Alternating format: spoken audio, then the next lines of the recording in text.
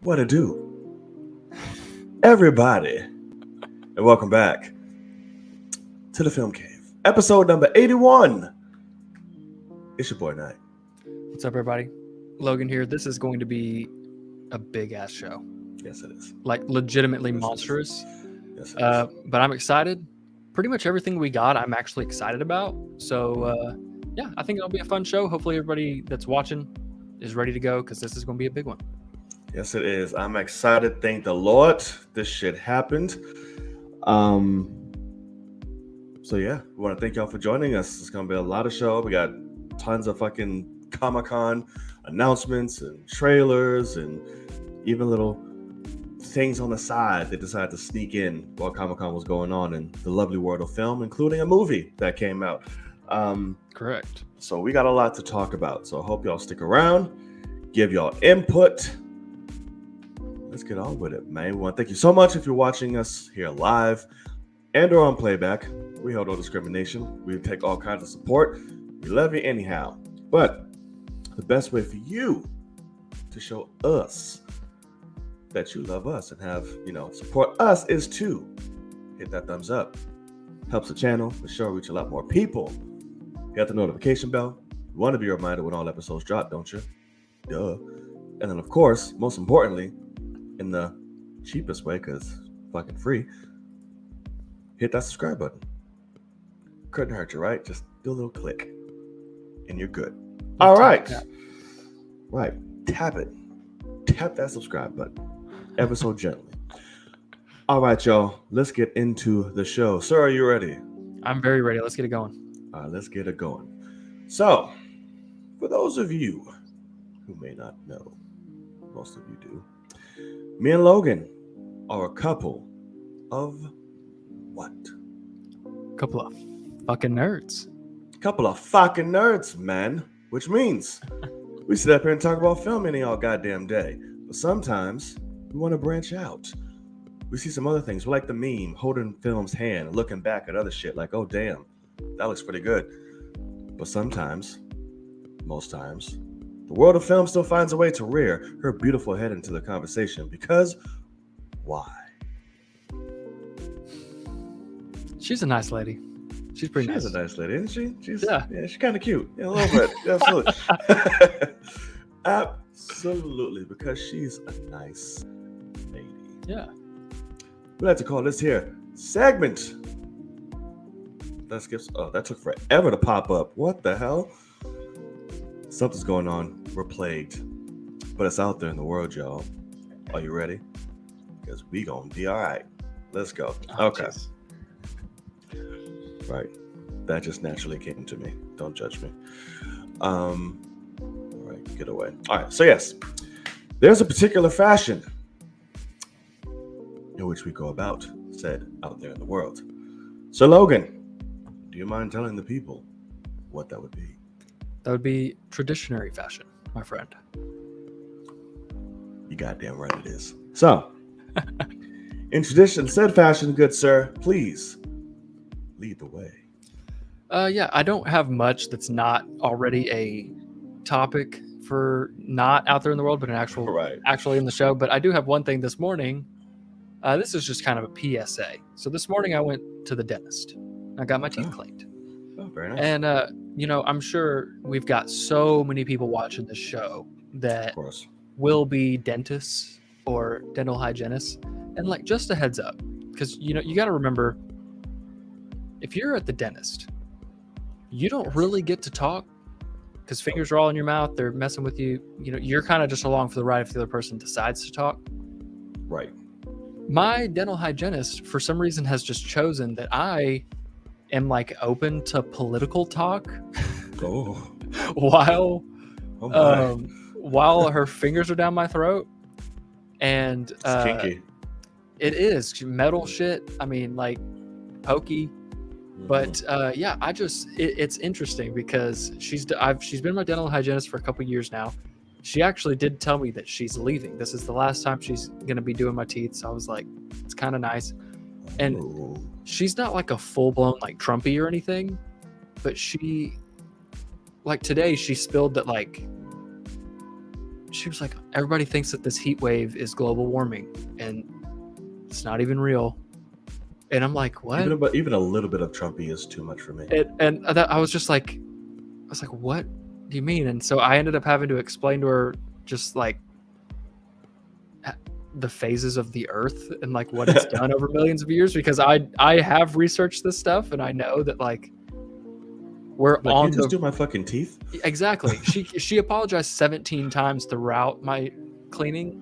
Like, sorry, I shouldn't be talking about this kind of stuff because I am at work. It's unprofessional. But anyway, and like would just continue. And I'm like, I'm just sitting there like, oh my God. But we're talking about this, but hey, immigration. Yeah, and no, yeah. I was like, I had to watch what I brought up because I didn't know what she would say. But it was just funny whenever like basically, obviously global warming is a thing. I'm not going to say that this heat wave is, global warming. We're just having a big heat wave across the Earth.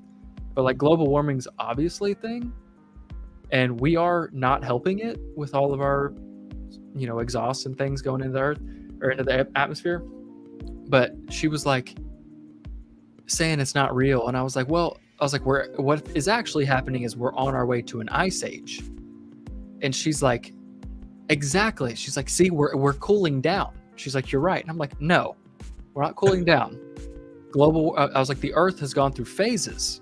That we've had multiple ice ages, and what happens is slowly over thousands of years we get hotter and hotter and hotter until it tanks, and then there's an ice age, and we're hundreds to 1,000 years away from it, but that's what we're on the way to. So like global warming would happen regardless, we're just speeding it up. And she was like, yeah, exactly, we're cooling down. And I was like, no. And I explained what I just said, and she's like, she just goes, oh, weird. And that's all I got from her. And I was like, so you don't know shit, like you don't know shit. And kind of made her shut up for a little bit. So it was nice. But yeah, so I just PSA out there, if you're working with people in a professional environment, don't do that. Talk about your family. Talk like this girl, like the second time she cleaned my teeth, she was like, money's so tough right now. She was like, I should just start an OnlyFans. Like she's and I was like, go for it. I was like, I'm sure your dentist said that? My dental hygienist did, yeah. And I was like, shit. I was like, you look good. I was like, I'm thinking about doing it too. Like I was like, it's legit, because like just go along with the conversation because you're gonna make some money out of it. And yeah, so it was like this girl's just funny, but yeah, so just PSA, watch your mouth out there. Oh, yeah, especially when somebody's in your mouth. Just don't say anything that might be slightly triggering. I don't know, I'll fucking bite that. Yeah, watch that bitch. Fuck that. There's fucking knives and drills all over your shit and gas. You're like, yes, I'm just gonna. We need to put this mask on you right quick. Right, new regulations, COVID and all. Just here you go. And then next thing you know, you wake up and everything's just gone, missing. I just got nubs. Fucked up. Yeah. She does a thing where they give you like fucking Baraka teeth when they're gonna put like correct the veneers on there. Yeah. Oh my God, that's crazy. And then she's a perfectly normal looking, mid to low 30s woman. I mean, I'm sure she's cute. I don't think I've ever seen her without a mask on. But heard it. She's fine. Built like scrambled eggs. Yeah, I don't know what that means. I guess is that just talking about like that's just some the wrinkles in country the ass ass? Shit, dude. I don't know, but scrambled ass good fucking eggs look amazing. So shit. Not what an Let ass me see looks what like. I got. That's very true. It's more of the cottage cheese nature, I would say. Oh, that's very true. Goddamn. Fuck. Or scrambled eggs with cottage cheese. There you go. Yum. It's mixed in. Absolutely. It sounds great to me. All right, so I don't have a lot of things. Yeah. But I have a few things. Okay, what you got? Julio Jones to the Bucks. Hey. Heard it. Okay. One is a little trailer that came out today, which caught my attention. Okay. We know it means she's bad built, Kenya. We're just being stupid. I know, golly.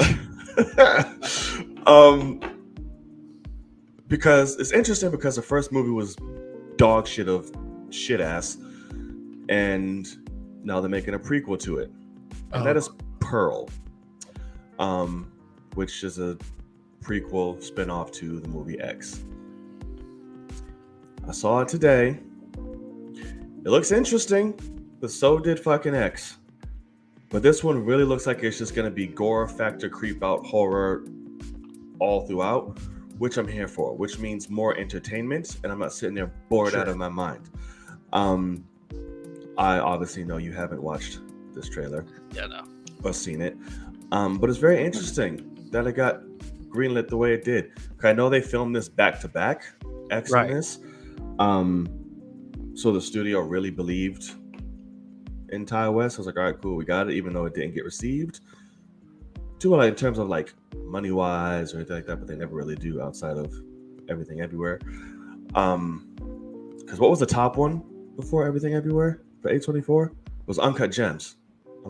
Yeah. Was their big one. So yeah. So if you want, check that trailer out. It's interesting. It gives the backstory of the crazy ass horny old woman who was killing everyone in X. So this is her story. Can I just drop a little something right quick? Mm-hmm. X has a 95% on Rotten Tomatoes. Yeah. From critic score. Yeah. What? I mean, because you explained the whole movie that day. Yeah. It's god awful. Wow. Okay. Yeah. Maybe so A24 is ecstatic. They're so happy they have a prequel immediately coming out. Oh yeah. Jeez. It's maybe god awful is very harsh. I don't want to be that over exaggerated person, but it's not good. It's not good. Let's see, horror movies that need that gory factor like Texas Chainsaw movie, Netflix, better story, but the gore was So that's coming out, but I'll check it out just for curiosity, but I'm not going to the movies. If they do like a streaming thing, yeah, I'll catch it after, but I'm not going to watch that shit. Fooled me once. I'm good. Correct. All it takes is one. Okay, what you got? Only other thing I have, this is random as fuck, but okay. I was on TikTok like a couple hours ago, and I fucking watched a guy. He's leaning out of a boat in the ocean, and he's trying to mess with like a small shark, and he's trying to grab it by its gills. Have you seen this? I think I've seen the beginning of it, but didn't watch it. I just saw someone playing in the water and just left. He's like leaned over. He's trying to grab this shark by the gills, which I don't know what the fuck you're doing. And there's a like 5-year-old kid that's like, "Don't get bit, Dad!" Like, "Hey, what are you doing?" And like just screaming. And sure enough, that shark, is wiggling around like that and fucking catches that guy's hand. Oh. Right here, just whack, and it starts because he lets go. And the shark is trying to swim. And so it does basically an alligator crocodile death roll. And all of a sudden, I mean, first of all, you see that shark just blood all over it. And finally lets go. And that guy just goes, "Fuck, he got my pinky." And it ends. And I just watched a guy get his pinky ripped the fuck off on TikTok. And I'm trying to figure out how it was the same with the lion. With what? The lion. Did you see that one? I don't think so. What are you talking about? Oh shit. So, and it's even more disappointing because he was black. He should have known better. So it's this lion in a cage, whatever, big motherfucker, like Mufasa status. Oh, with that guy that's peeking in the cage, like he's like putting his hand in. Yeah, like his little finger, whatever, and the motherfucker grabs it, and you just see everything just on the pullout. I was like, you deserve that, homie. I'm sorry. Yeah. I feel nothing for you, but it is hard to watch. That shit is gross. Him and the old white dude that decided to go for a fucking lollygag in the shark fucking cage or exhibit and just got his shit fucked up and dragged away. I was like, I don't feel bad for people like that. Nah. Got me fucked up. Yeah, no. So yeah. But I will see if I can check that shit out though. I did see one on TikTok though, and I think it was during Shark Week, so it wasn't like some found footage shit or something put on. I did save it because I figured that it would get removed. So I do actually have it. I'll text it to you and you can watch it, whatever. But I'm going to text it to you now. And maybe if you want to do a reaction to this at the end of the show, that'd be funny. Okay. I shall. So I was like, who's texting me? Yes. I got two more things. A chimp. What? Put a finger off two behind a cage. Oh, yeah, that's insane. So Will Smith is starting some of his movies are starting to roll back around. Oh yeah? Yeah, with the announcement of his movie Emancipation with Antoine Fuqua has a release date. So his films are starting to slowly creep back around. Yeah, they already had it filmed, so they got to get it out. Right. Which I'm here for. I'm excited to see. Antoine Fuqua is amazing. It's said to be his best film since Training Day. So I'm like, okay, cool. Well, you got me there. Don't know what the fuck it's about, but I'm here for it. It's Will Smith and Antoine Fuqua. You got me. But yeah, just wanted to mention that because good to see his shit coming back out. Sure. What do you have? Anything else before I think name I'm into good. this? Okay, so breaking news as of today, and something I am very, very, very, very, very, very, very, very excited for. We now have a director for Avengers: Kang Dynasty. Oh, you're going to talk about this here? Well, yeah, it didn't happen during the thingies. I think it was big enough. I guess that's true. Yeah, I think it was big enough for a whole segment. So yeah, Shang-Chi's own Dustin Daniel, what's his name? Cretton, I believe is his last name. Yeah. Will helm Avengers: Kang Dynasty, which I am all the way here for. He's not doing Secret War. So right now they just have him for that. So to be TBD. But as someone who all of you know, I am a vastly just high of the arc type fucking fan of Shang-Chi. This makes me very excited. He can handle scope, scale, visuals. He got all of that. And I'm sure Shang-Chi will be in this film. So yeah, that's a good relationship built with there. Yeah. What do you think? Definitely nervous. I mean, very nervous. Shang-Chi's really good. Shut your wet mouth. But this guy has no experience whatsoever with an ensemble or a movie that big. And I mean, the MCU movie he made, the third act is like a completely different. It's like the third act of the sequel that he just went ahead and made into the first one. It's a massive drop off for me, but it's a fun movie. He gets character. I'm very surprised by the choice. I mean, to be perfectly honest, I am too. It sounds like they were like, we don't have anything Shang-Chi 2 wise, but we would love to keep you around. You know, here's what we have on the docket. And he's like, fuck it, give me Avengers. And they're like, okay. Like, and I got some people were commenting on my Twitter today, and there were like somehow somebody that like has like that does reviews commented, and they have no followers. I don't know. It was confusing, but they commented and made a bunch of other people comment, all basically the same comment. They were like, "Oh, so excited for this! Like, Dustin's gonna kill it," and it was like all the same. And I was like, well, here's why I'm saying I'm a little nervous, and I explained that. And they were like, oh, well, Kevin Feige, you know, of course I trust Kevin Feige. And I'm like, I don't trust him for fuck all when it comes to Phase 4. He has done an awful job keeping directors in line. I mean, literally, besides Shang-Chi, every movie has directing issues. I mean, like legitimate directing issues. So it's like, I mean, especially fucking people were wanting Chloe Zhao for Secret Wars.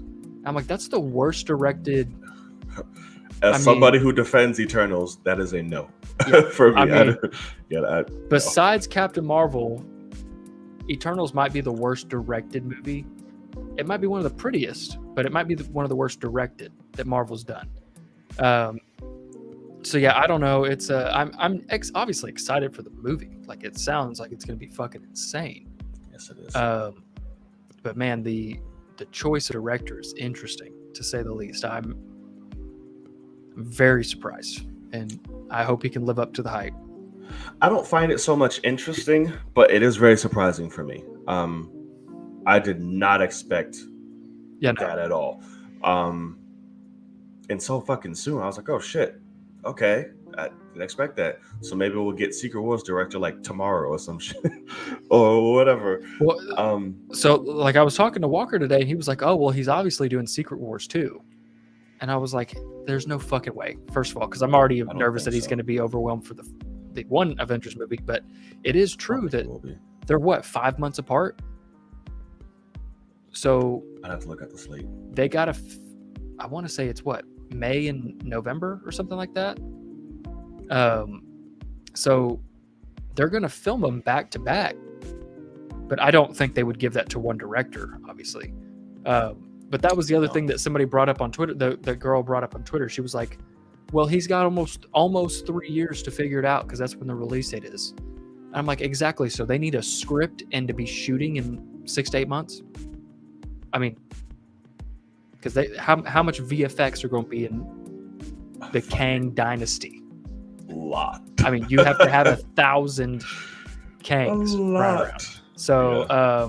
So I'm like, yeah, I don't know what they're really thinking here. But oh my god, that's wild. Yeah, I'm just thinking about that. I'm very nervous for all of it because it just feels like they're going too fast, man. Like, I don't think so. That's fucking 2 phases away. I don't think they're 2 phases in 2 years. How's that make any goddamn sense? Phase 5. That's true. I mean, Phase 5 is 2023 to 2024, and then when is Fantastic Four? November 2023, like right at the end of 2023. The beginning of Phase 6, whenever the fuck that is. That's when right. Fantastic So Four is, yeah. You know, so I mean, it really is 2 phases ending in 2 years. That is That's true. Because Phase 1 was what? Well, fucking 11 goddamn years. No, that's Phase 1 through 3. That's one. Oh yeah, that's right. Phase 1. But up until the first Avengers, right. So 2012, so it's 4 years. That was stupid. Yeah. Well, we'll figure it out. It doesn't look like it's too. I don't know. We'll see. Because those slots didn't look like a lot were in them, but they're skipping a lot. I mean, that's the thing. I mean, because they've got Disney Plus shows they got to announce, and they got to announce the other movies that are happening all in that same year. That's true. That's right. Yeah. I mean, it's not like it's just going to be Fantastic Four and those 2 Avengers movies. They're going to have. Oh yeah, no, the show's still empty. Yeah. Okay, so Fantastic Four is November 2024. Okay. So Phase 3 is a year and a half. Okay. And Phase 4 is November to November.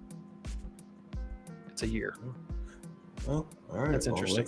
Let's see what they got. Okay. Oh, and I forgot about this. I just thought about this now. Another little trailer we're about to talk about is Halloween Ends dropped. Oh yeah, that's right.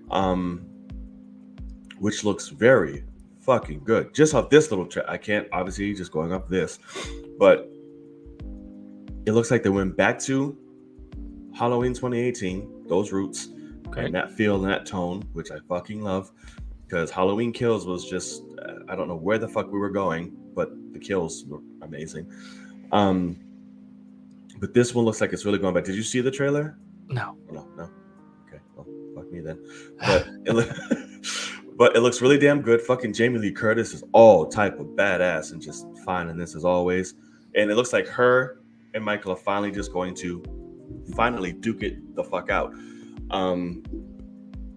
So yeah, I'm excited for that. Isn't there a giant time jump between Kills and Ends? Yeah, I don't know about giant, but I know there is a time jump. I want to say I heard it was like 4 years.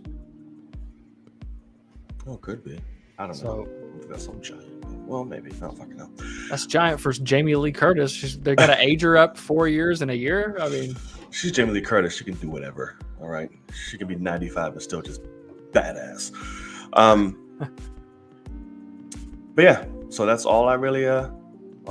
I know you don't have much to say on that because you haven't seen Kills. You haven't seen the first one. And, you know. So it's what ifs. Okay. So I think that's a good place to wrap up out there in the world. If there's anything you felt like we've missed, please let it be known in the live chat or on playback. We will do our best to keep the conversation going there. And of course, we'll give some time at the end of the show to talk to you guys and shoot the shit and go through anything you feel like we might have missed or add on. All right. So, God, where do we begin? I think we should start with the big one. With the big one? Yeah. I was going to say that for the end. You want to start with it? I think so. I think it's good to start with it. Let's start with it. Okay. So, we are going back.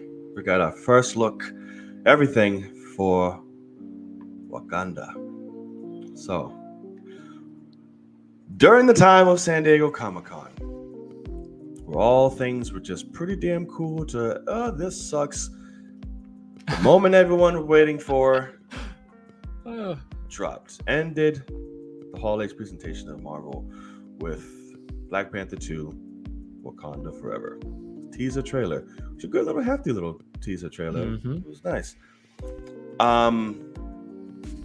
So we didn't even get so much story. Like it was literally just. It's a great teaser. It's a fucking phenomenal teaser. We get snippets of what it possibly can be, but it's, to be real, it's literally just. It's a Chadwick centerpiece. Like you feel it all throughout. Yeah, you feel the sadness throughout. The music selection, you feel the tone, you feel the loss, you feel the absence, you feel the essence, you feel it all. Queen Ramada seems to be having a huge part in this, and they're playing off of, obviously, we lose T'Challa in this film. We speak to that. We get our first look at Namor, who to me looks okay.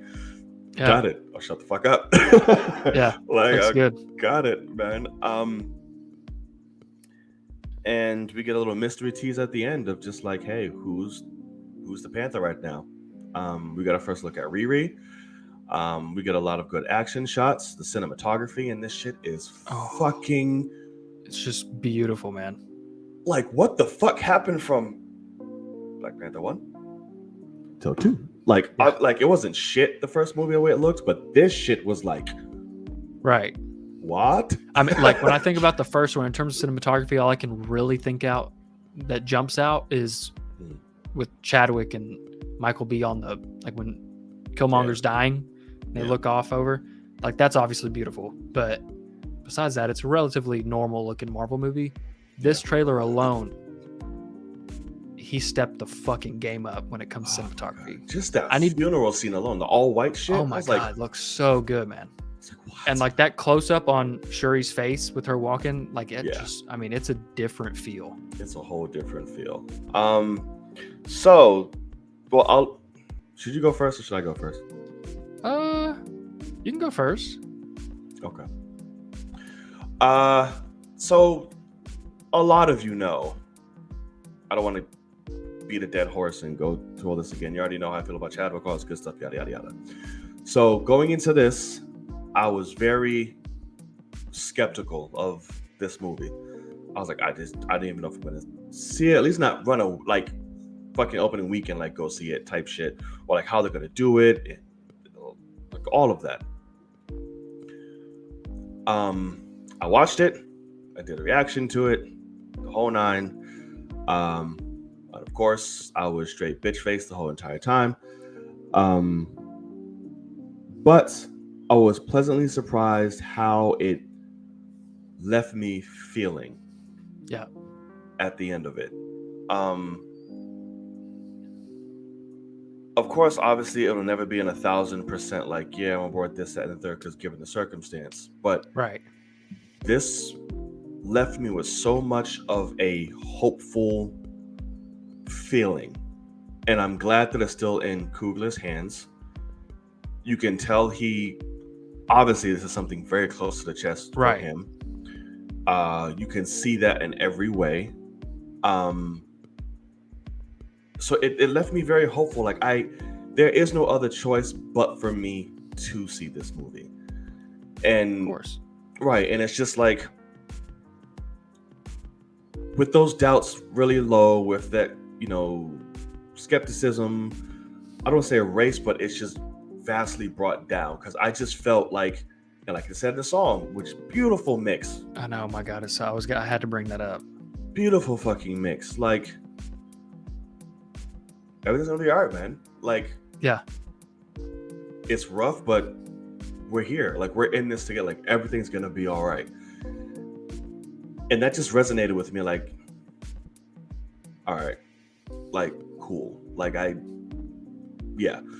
can't explain it. It's really weird, but yeah, you go ahead and then we can just dive into everything. And yeah, no, everything you just said is 100% spot on. I have rewatched this trailer so many times because of the feeling that it gives me by the end. Like, it really is a thing of, you feel the somberness, right? But it's even that feeling of just like what the music doesn't line up with. That the final shot of the trailer with who is the Black Panther, which we'll talk about, but like the way that ends, it's also just that realization of like, it starts with mourning, starts with the funeral, and you feel the pain through the Queen, Ramonda, and all that. And I mean, you feel that, which I'm wondering if that quote is from during the blip, possibly. A lot of people are saying that. I don't know, but either way, she's acting the fuck. Miss Bassett is killing it. Love it. When she hit that line, yeah, I was like, she like rolled that R too. Oh, and I was like, oh fuck, let's go, man. I was like, emotion just like dead. I don't know what to do with myself anymore. Yeah. But it's interesting because the trailer literally, it starts with mourning, and then you start to get that feeling, okay, like we're supposed to be all right. Like, it's showing things that are hopeful, even though you see like Shuri crying, all that. Yeah. But by the end, you kind of realize it's like, hey, shit happens. It sucks. We got to move on because we've got some shit to deal with. Like, on top of losing our king, there is a super powered being flooding our country. Yeah. And we have to stand up and fight. Yeah. And it's like, you feel that by the end of, after all of it, it's like, you know what? We're going to be all right. Like, Wakanda's still Wakanda. Yeah. And that's what, like, you feel that shit by the end. So I really love the trailer. What Walker just said, I mean, it's like that Marvel logo just on the ground. Gorgeous. When I saw that, I was like, oh, like, it's just done. Like, that's what, it's one of those things, we've talked about this before, but the trailer's cut to the music. Yeah. That music was done, a month ago or more at least, and they cut this teaser to fit with that perfectly. Yeah. And I always appreciate that, and you also really get the sense of this teaser tells its own story, and they have pieced it together purposefully to invoke what it's invoking, and it is 100%. It's one of the best teasers Marvel has ever done in that sense. Going off of what you were saying, I am still vastly nervous for the movie, just for the simple fact of what it needs to live up to with the impossible circumstances on top of that. So I'm going to be nervous for it, but this teaser is incredible. And if the movie is actually, if this teaser is actually a good basis on what the movie is, Marvel has got an absolute home run, because I mean, everything in it looks fucking incredible. It like everything. I'm just like, what in the fuck? Like I don't, there is not one piece that you're going like, oh, don't like that. Like, no. Everything looks good. Yeah, every single bit of a fucking frame and of a scene. So going off, so what you were saying, Namor. I fucking love the like Mayan I mean, really just fucking dope. starting with Nakia with the temple in the back, and it's just like, oh shit. And then he's got that nose thing, that bar. And I was like, okay, dope. He's got the big headdress. I love it. That turnaround shot when you first saw him in the water with the headdress, that was fucking great. Yeah. And I really love the mirror of what seems to be him seeing something burning while he's standing half and half in the water. Oh, yeah. As a kid, and then flips to him as a grown-ass man just walking up with absolute purpose. Hold on. Am I frozen? No, not for me. Why the fuck Kenny telling me to blink? There was nothing but blinking. You froze for a second. Oh, okay. But not long. No, you're good. I was like, I'm blinking this whole time. Yeah, no, you're good. Yeah, if you haven't seen the IMAX trailer, I wish the whole fucking movie was shot in IMAX because it definitely deserves it. But a lot of the wide action shots are. That close-up of the Black Panther with the claw is not in IMAX. And I'm like, what happened? It's outside. They don't want us to see. No clues. Just booty cheeks. I guess that's true. Maybe they kept it widescreen for that IMAX trailer to keep that. Okay, that's a good idea. Thank you. Yeah. But no, Namor, I'm super interested because what I said in my video, and I really still don't know exactly how to put it into words, but it does seem like, because obviously Namor is going to be somewhat of a villain here. Yeah. He's known for being kind of an anti-hero, flipping both sides depending on his, he's for his people, and that's kind of, the way it goes. But it's interesting, the feeling that I get from him, because it also seems like we have lost a king and we have a country that's trying to rebuild. And then we have... I think I know what you're talking about. Almost seems like we have a king with a civilization that is lost. And so he is going for redemption and like trying to bring somebody else down while they're already down and trying to come back up. And it's like this weird thing where we almost are able to sub out Chadwick for Namor and continue a story. Like I'm hoping by the end, like they both, in terms of Atlantis and Wakanda, are massively pushed for beautiful character development with Namor. And I mean, if they can sell him in this movie, it would be unbelievable, because I could see them just saying like, this is scary, let's make him a villain. It'll be super easy. Do you mean like you don't want him to be like king of both things? Oh no, you're talking about. I'm talking about story wise. Like we have lost a king here, but we have a king here that is coming up for redemption. Similar to what T'Challa was doing in the Black Panther movie. Gotcha, we now have him so over is here. Set up for focus. So it's just kind of interesting. Like you can have this mirror of two different time periods, kind of these nations, but they're kind of a mirror of each other. But yeah, man, he's definitely not dying in this. So you have to. Oh God, no, yeah. Yeah, Namor, yeah. I really like what we're seeing for sure. I guess the only question is, everybody has a different name, but who is in the suit at the end? I'm saying it's either I swear I want it to be Okoye. Me too. So fucking bad, man. So bad. Because they had a little bit too much meat and thickness on them for it to be Shuri. So I'm like, I don't know who it is. I don't know. I even said shit, because everything seems to be really heavily focused on the queen. I'm like, shit, put her in that bitch and fight for her country. I already saw somebody say, I can't remember. Maybe it was Kenya sent me that. Angela Bassett's got ass. I'm about to say that's definitely not her, because that shit would take up half the screen. Yeah. I mean, she's got that ass. Yeah. It's definitely not her, but I would love it to be. But if not, I want it to be Okoye. She's the only one that logically makes sense from a warrior perspective. Do not put it in the hands of Letitia Wright, because we know her fucking ass. Don't do that. Or if anything, Nakia, just because the personal connection for her and T'Challa, and of course, her being a warrior for her people, her tribe and stuff like that, we can definitely do that. So it either has to be those two. That's the only thing I'll accept. Yeah. Boom, it's Martin fucking Sheen. I'm super interested because logically, story-wise, it's Letitia Wright. I mean, it's Shuri. She takes on the mantle. I don't want that. Is it though? Is it a logical story? Well, I mean, if they're going to go through the comics of, making which they haven't, don't start now.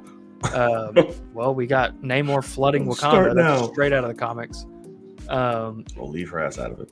But I know a lot of people think it's Nakia, and I don't know how I would feel about that, because the first movie literally ends with her saying, like, I don't want to be in Wakanda, like I want to go out and help people in terms of like spreading, and that's what kind of makes T'Challa say, like, yeah, let's open up and start helping. And like, she's so like, I don't want to just be a queen here. Right. That's not my vibe. And so her being in that suit doesn't make sense to me. But I'm honestly hoping there's multiple throughout the movie. But like, yeah, because I saw somebody like New Rockstar said it's Killmonger. Killmonger's fucking skinnied up. Yeah, he did. He's got the thinnest wrist I've ever seen. Like, it's not him in that shot. Could he be in this? Yeah. I think it's possible that they do something to bring him back in a weird way, and I would be for it. One thing that's interesting is I want people to go back and look at that shot again.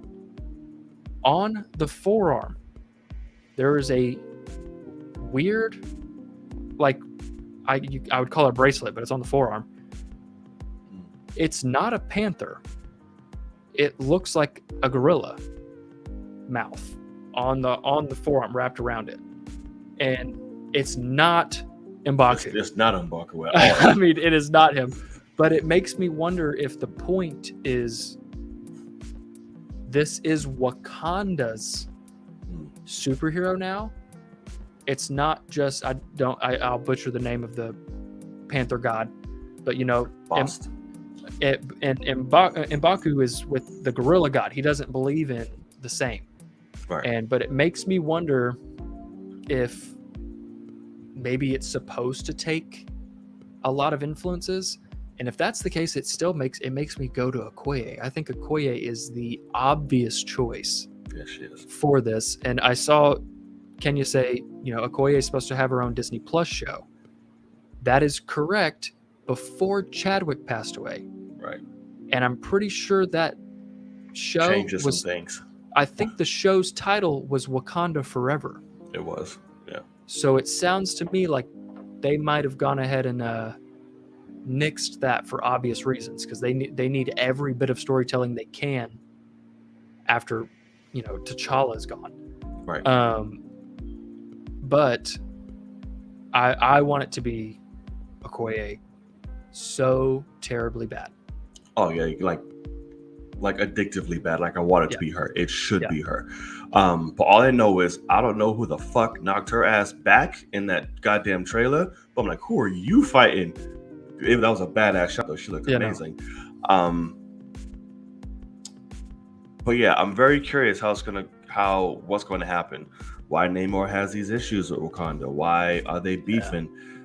I love the shot where M'Baku is about to just try to club this man's face, and he's just sitting there while fucking that's everything's getting blasted. I'm like, I love that shot where there's a ship coming down shooting, and all of Namor's people are diving in the water, and he's just standing there not giving a fuck. Yeah. I'm like, oh shit! At all. Like, I'm like, this motherfucker's badass. And this is one thing. This is so like selfish of me, but I really hope I hope I can understand every word this guy says, because I feel like he's gonna have some fucking lines in this movie, and like I fully understand. Like, I love rap nerd. I loved what he did at Comic-Con, where I don't know if you've seen it, but like he spoke and then did a whole speech in Spanish afterwards. I did not, and because he naturally has a thicker accent. Of course, he's straight. I think he's from Mexico, if I understand correctly, or he vastly represents Mexico. Yeah. And but I really think Namor could become a T'Challa-like character for the MCU, where you know, it's obviously very different, but it's also not in what, if you just think about 2022 now, it's like, yeah, Mexico gets a lot of shit. You know, it is obviously not, you know, the racism, you know, coming off of slavery, but it is, I mean, 15 years ago, the word wetback was said every other day in my city. You know, I mean, it was just like, that was what people called Mexicans. And it's like, that's so crazy that was a thing. And so I think it makes sense to kind of mirror that if you can, and make Namor an unbelievably strong, powerful, just willing himself to victory. For what? I don't know, and I really hope it's a good reason. I do too, and it's like he's just such a fucking badass. You believe it. It's written all like you feel it in the whole trailer. That shot of him, the shot of him walking in from the water, just real quick, but he's fucking like he's got a back on him. Yeah. Like he's wide. He's not slim. Like Michael B. Jordan is slim swole. He's just fucking thick. Yeah. And but the shot that sold me is legitimately when he's just standing there while those explosions are going off, and I'm like, just look at this. Like, the fuck? I'm sitting there wondering, like, can he slow down and see that none of those are going to hit him, or like what is the deal, or does he just have that confidence of like, I might get hit here and I don't care? Like that's where are we at with him? So really, really excited for this movie now. Like I'm still so nervous because it does have a monstrous mountain to climb. Yeah, it does. But this teaser is fucking unbelievable. It is, and I don't need to see shit else. I am fine with just this. I'm fine with just this. I don't need to see shit else. So I'm surely gonna do obviously a trailer. Oh, I'm good. I won't be watching it. I don't need to. That's surprising. Yeah, no, I'm good. This is all I really needed. Like I said, I'm fighting through the shit enough. I'm good. I just want to go for what I have, what I've seen, what I know, and just take it from there. And yes, Riri, like we said, we talk about her. We see her. Yep. I want to know how she's connected and why she's in Wakanda. Because her and Shuri was like, yeah, what's up? We know you. Obviously, so buddy. Yeah. Right. So I'm like, is she like a cousin that was sent off to America that we're just not finding out and that's going to kind of use that to come back? Or because she there's going to be some kind of fucking exchange to us, some shit. Like, hey, come get sent to Wakanda from... I kind of think that's what it is, sadly. I think because the whole point of her character is she gets into MIT at like 14. Mm. And so... I'm guessing she graduates MIT by 18. That's true because Wakanda is now throughout opening up America, and there's a cultural exchange. There's all type of stuff that T'Challa set up. So maybe she did go to that school and was like, "Hey, you're fucking brilliant. You're a standout. We're sending you off to Wakanda for like a hands-on, whatever the fuck." So that that's good. That could actually, I would believe that. Okay, I do have one other question. I almost forgot. We obviously will see, or we will learn how T'Challa dies in the movie. Yeah. Do you have a preference or a thought of what they might say or do? No idea. I was probably going to be like probably in battle or some shit. Because I really don't want them to say it was cancer. Right. Because sadly, Shuri would cure cancer in a second. I mean, if you just want to believe the world, but I also understand. Plus, that's too close as well. Yeah. So it was interesting because Walker actually brought it up to me, but the only problem would be you would have to do a CG Chadwick for this, I think, unless you just filmed it in a way where it was just the back of somebody. I don't think so. I don't think we'll see the death. We're not going to see it. But his idea was, what if the movie starts with the tidal wave and Chadwick is trying to save like a child underwater and the kid's stuck, and so he takes that necklace off and puts it on the kid and suits up over him, and he drowns to like save that kid. No, I don't want to see anything fucking traumatizing to see this man die. It doesn't have to be traumatizing. It just has to be like, he puts that on, and then the kid gets out, and he's like, he didn't come back. Like, that was just it, And it's just kind of a thing. And so I was just like, I would love for him to go in a heroic way, if that's possible. But sadly, I think they might just say it's off screen, just start the movie. I'm perfectly fine with that. I'm perfectly fine with that. I just feel like you could do some incredible storytelling with it, but it's tough. Too close. Just say it happened. Yada yada. Can't just do right. We don't want water killing a black man. No, it's a tidal wave coming to Africa, man. I mean, that's the whole. You're gonna have that joke regardless, man. Right. But no, I just do it off screen. The writers and Ryan will figure out something beautiful, I'm sure, and that's fine. Like they'll open it with a fucking sunrise. They'll have fucking either Ramonda or Shuri have like a little like analog where the fuck just talking over narration, explaining or whatever. Yeah. Well, keep it beautiful, keep it cute, keep it nice, and that's it. I don't need to see shit. I shouldn't bring this up, but I saw some people say this, and I don't want to speculate, but I'm going to speculate. I'm going to write the movie a little bit in my head of what I would love to see, even though I don't think this will happen. But there's that shot in the trailer with Shuri and the throne room is on fire. It's flooded and then on fire. I want to know what the fuck that is. It looks so dope. It looks unbelievable. But talking about cinematography, I mean, that's one of those shots that is just fucking beautiful. Yeah. And what I'm wondering is if they could somehow do a thing, like some sort of idea where, because in the comics, what Shuri does is makes a synthetic heart-shaped herb. Yeah. And takes it. But also in the comics, Bast denies her the powers because she is doing nothing but trying to live up to her brother and trying to compare herself to her brother. And Bast is like, you're in it for the wrong reasons. And what I almost like is something along those lines, but then she also has to meet Killmonger in the ancestral plane. And she gets stuck there.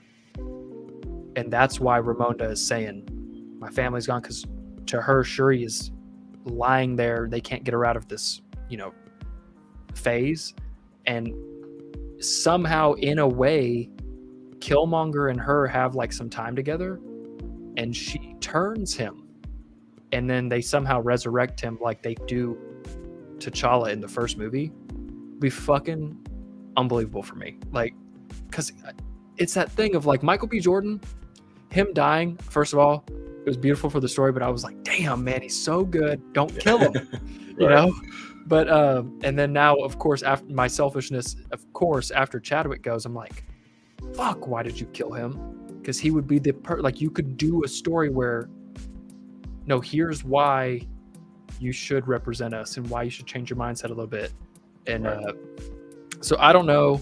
But I would like if somehow Shuri could bring back Killmonger, because obviously his body's there. It's interesting. Well, how much time has passed? I mean, it's fucking decayed and decrepit and shit. I mean, I mean, for all we know, they don't even bury their people like that. They just put them in some sort of vibranium Shuri shit, and they don't decay at all. I mean, fuck. So I don't know. It's interesting. Maybe. Hell, they could pull a, like, he's in the back of the tank and he's just actually alive over there in a coma floating around like a motherfucker. I don't know. That'd be ridiculous. I mean, I don't hate that idea. I really don't. Yeah. And no, Kenny, it's not the goddamn same at all. But yeah, no, I would love that. Well, yeah, it's not a bad idea. I would go for it. If they did that, I'd be like, that's cool. Because I just, that shot of the fire, the reason why I brought it up, is when he burned the heart-shaped herb room. Yeah, and that's what it reminded me of exactly. And so I'm like, what if that's in the ancestral plane and he is confronting her upset and he burns the flooded throne room? Because the throne is fucking there in the middle, just chilling. Yeah. And so I'm like, it would be a fucking unbelievably awesome interaction. Yeah, between if we have arguing and like screaming at each other in the ancestral plane, and they have to figure it out together, it'd be fucking dope. That would be. Yeah, for that actually. I hate that I'm writing it in my own head because it's probably not. I mean, happen, we don't know. It hasn't. I'd love yet. it. I fucking love it. Because if that's not the case, I really want to know what the fuck is going on. Killmonger wanted to be buried at sea. Namor's got him. GG's. I don't know if that's the case, but if it is, that's dope. I'm about it. Walker over here dropping the facts, man. Appreciate you. Let's go. But just because he's like, listen, bury me in the ocean. They're like, all right, cool, we got you. It was like, dig a he's hole. dead. He's like, fuck this. You know what he just did? Like, no, here. Ain't gonna know what he wants. Just throw him Right, off put this him in a cliff. hole and just just push him off. Yeah, he'll just become dust. Right, he'll push him off. He'll go into the ground eventually. That's what happened. That would be the least T'Challa thing that's ever happened. If he's just hilarious. like, oh, I'm so sorry. He's just like, see ya, bitch. Right. When he drops, T'Challa just looks around. He's like, definitely. I'm definitely telling everybody I just killed him in battle. Right. We didn't have no heart to heart. Did this? He got a beautiful serum. I admitted as floated him out into the ocean. He's over there somewhere. I don't know. He asked for it. But yeah, well, let's see. We have until November to see how everything unfolds. Long, by the way. Not long. And we got a teaser trailer 4 months from the movie. Unbelievable. I love it. I don't need to see shit else. I'm good. I am good. Okay, so we shall move onward because I can talk about this shit all day. See, can you say some shit? Yeah, it should be popping in here in just a sec. He said T'Challa necked his ass off the cliff. Oh yeah, definitely. Give him one of those fucking Wakanda forever, like Wakanda kicks, huh? The fucking. Oh jeez. Wakanda forever. Doosh. Just see ya. Rolling, right? He's like, sorry, bust. Okay. So, before we get into the big, hey yo, it was Comic-Con type shit. First of all, if you made it this far and you're new, hit that subscribe button, please. Click. We'd appreciate it. Thank you so much. All right. Excuse me, burps. There was a little movie that came out in the midst of all of this from a very popular black man. Speaking of Wakanda, keeping around with our people here, in his third film, and that is Nope Dope. It came out. It is Jordan Peele's third film. Yes, this is third film. Mm-hmm. Starring Daniel Kaluuya, Keke Palmer, and basically essentially is following this brother and sister as they come across this extraterrestrial phenomenon on a little farm, and they want to get rich off trying to capture it, get the money shot, but shit is just never that easy, is it? It's basically the movie with some hidden themes and all type of crazy shit. But I saw this movie. I saw it in IMAX. Boy, oh fucking boy, was that the best fucking decision to do, because that shit was beautifully scaled and shot when it came to the alien scenes in sky and running and all that. I was like, oh my god, the way the camera just moved and everything in IMAX was gorgeous. It was amazing. Yeah. The movie overall, I really fucking dug. I really liked Nope. It was incredibly entertaining, and it's so realistic in terms of just how people would naturally react to that. That's exactly what I've been saying. It is so goddamn entertaining. Everybody in this movie fucking shines. It's just great. Everybody. And it was to the point where I had to remind myself, oh fuck, I'm watching a Jordan Peele movie. I have to figure out what the fuck all this means, because I was so caught up in the entertainment, I forgot to look out for the other shit. I got it, and I'm curious to hear what your interpretation is in a second, even though he told us, but I still want to get your take on it. But I really, really loved it, man. It was great for me. It would probably be my second. Yeah. So for Get Out, This, Us. Yeah. What did you think of the movie? I thought it was really good. Third act for me is not the best. Like when the alien starts puffing up, it kind of falls apart. But the actual like heist feel of that whole plan that they have. Yeah. And I really liked that. It was fucking great to see them try to outsmart this this giant fucking alien thing. But no, what I've been saying since the jump is what I love the most is the authenticity of the reactions of these people, where like it, it's just like, what the fuck is that? Is something that's said like, holy shit, there's fucking aliens. Like, did you see that shit? Like, it was so real. So I really liked that. There's some things that I could definitely see this movie being like 15-20 minutes longer and it really being good for me, because there's just some things that they kind of take jumps of like understand, like all of a sudden he's like, it's an animal, it's not a ship, and we're like, how the fuck did you figure that out? Like, he just figures it out too quick. And I think that I would guess they actually filmed more of that to kind of explain that, and like can't look it in the eyes, like he just kind of comes up with that out of nowhere, thinking about his horse, which is not, necessarily a predator, but anyway, it was just like, overall though, I thought the movie massively entertaining. I don't know if I need to see it again. Like, it's not necessarily rewatchable for me.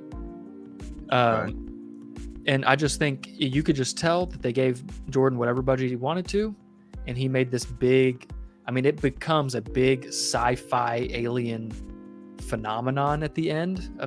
And it was super slow and all this kind of stuff. And it was drawn out a little bit too much.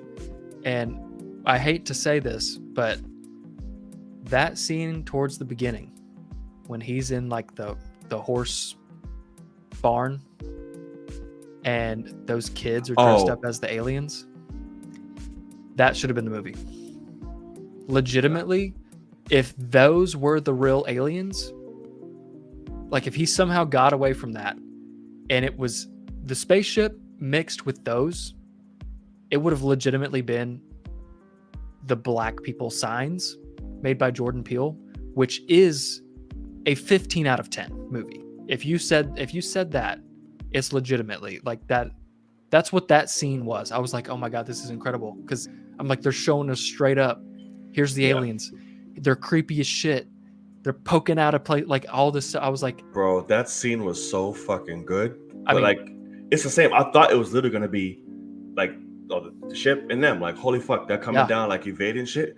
Because I was like, first of all, fuck them goddamn kids, because you're way too good at that shit. That's what I mean. It didn't work, man. I was like, oh my God. That first one, the first one popped up. First of all, I thought it was a stuffed animal. Yeah. And then I thought it was a raccoon. And then it starts to stand up. And I might have verbally said, I can't remember, but I was like, that stunt person that's being this alien had the time of their life on this movie. Like, immediately I was like, if this is what they do, that person is having a blast, because he like became nothing and then all of a sudden was a normal size thing, and I was like, that's fucking great. And then it's just a kid in a mask, and I was like, what? I was like, no. It pissed me off because the shot before, they fucking lined it up, because where the light was, there was already something like there, right? Generally, so I was like, what the fuck? And when you cut back again, you're like, wait, is there something there? Right. Yeah. And then when it first comes, because like, oh shit, because the lights come back on. Yeah. And he turns around and it looks like the same shot we just saw.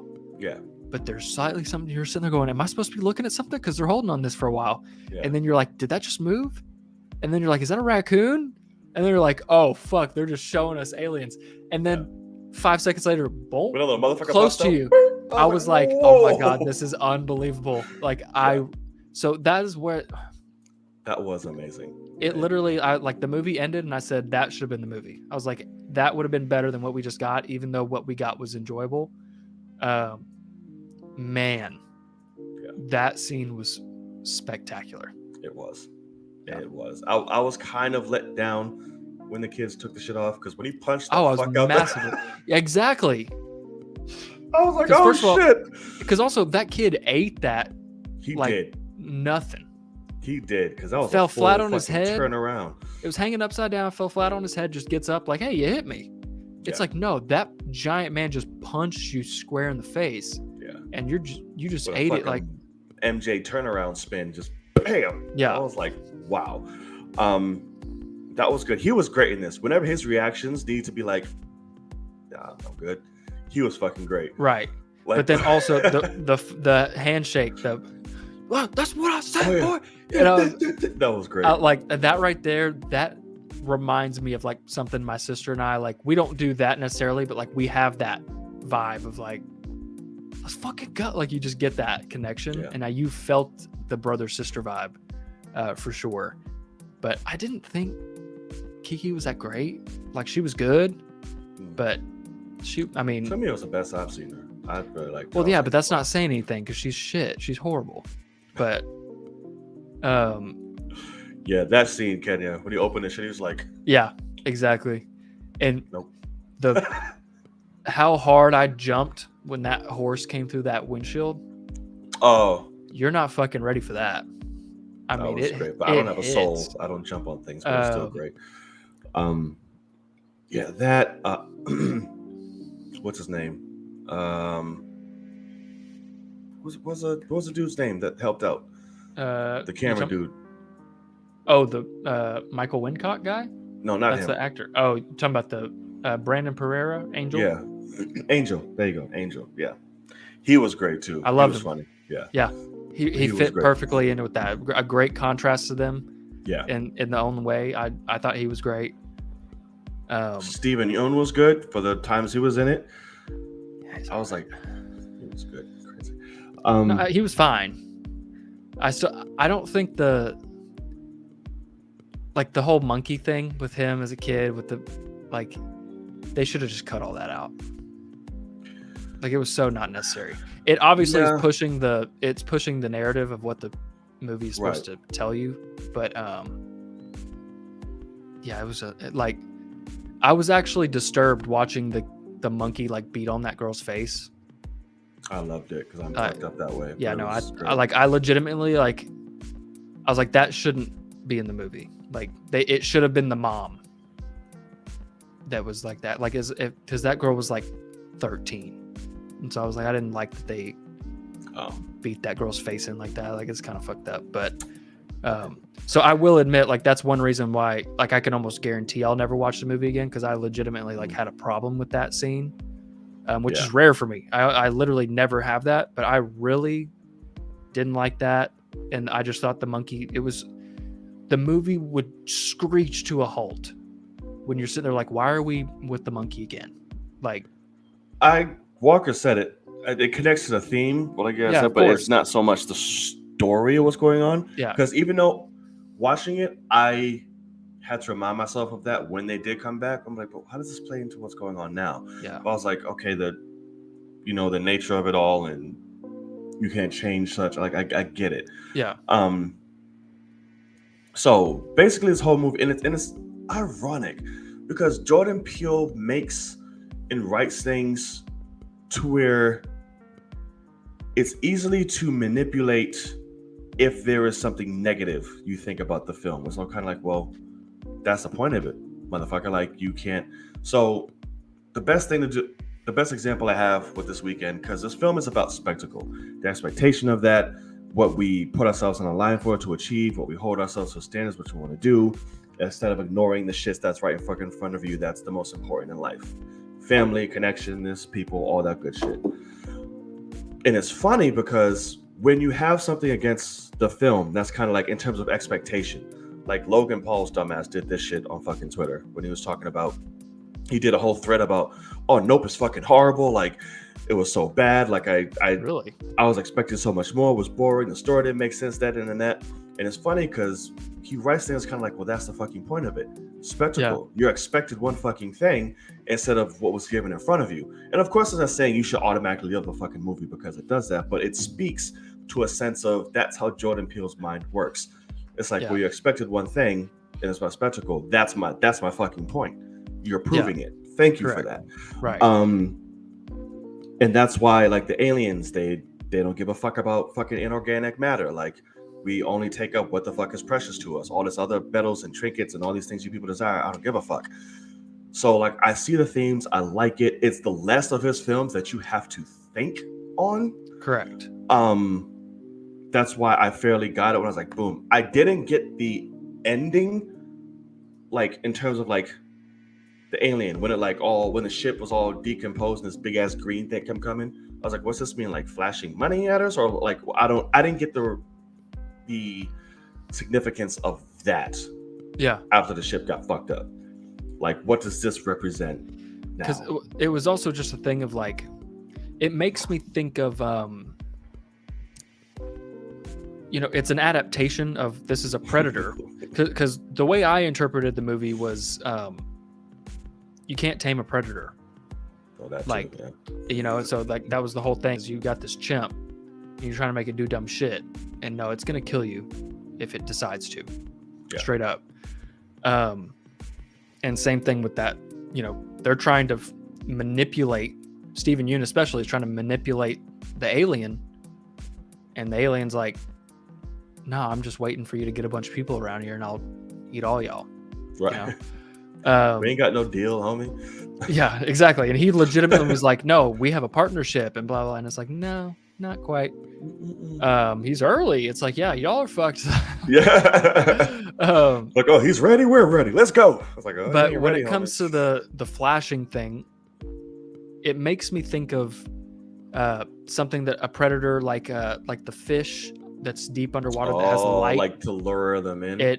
Yeah, but also that doesn't really make sense because it's not working. He's doing it to a balloon, right? So it's like, it's kind of weird. It's also like, where's its eyes? You're supposed to be able to see when eyes are looking at you. Right. Where are the eyes? So I don't know. It was that did lose me whenever it became this big puff monster. Yeah. Because it was really just meant for spectacle. Like, that is where the movie actually does just become straight up spectacle, and is kind of true to what Jordan Peele is saying he didn't want to do. Is it's just like, we wanted to make this thing that could take up a football field, and that's how big the alien is. And it's like, okay, it's a little interesting, but but overall, I mean, I thought it was fine. I wish we could have gotten more. Like, it just kind of cuts off, and I wish we could have seen like what played on the news and like what was covered up and what went to YouTube and whatever. Because like the filmmaker guy, like Kenya was like, oh man, I fucking loved him, because like for him it wasn't about the shot, it was about he's a filmmaker and he wanted to get the shot for himself and all that kind of stuff. And I'm like, the motherfucker backed out of the tent, purposefully got eaten, along with his camera. So you wanted to see what the fuck the inside. He got too greedy with it. That's not what Kenya was saying. Kenya was saying it wasn't for the shot. It was to get the impossible shot of getting eaten. Right, he wanted to get in the inside. That was the impossible shot. But it means nothing. Greedy. Because the camera's destroyed.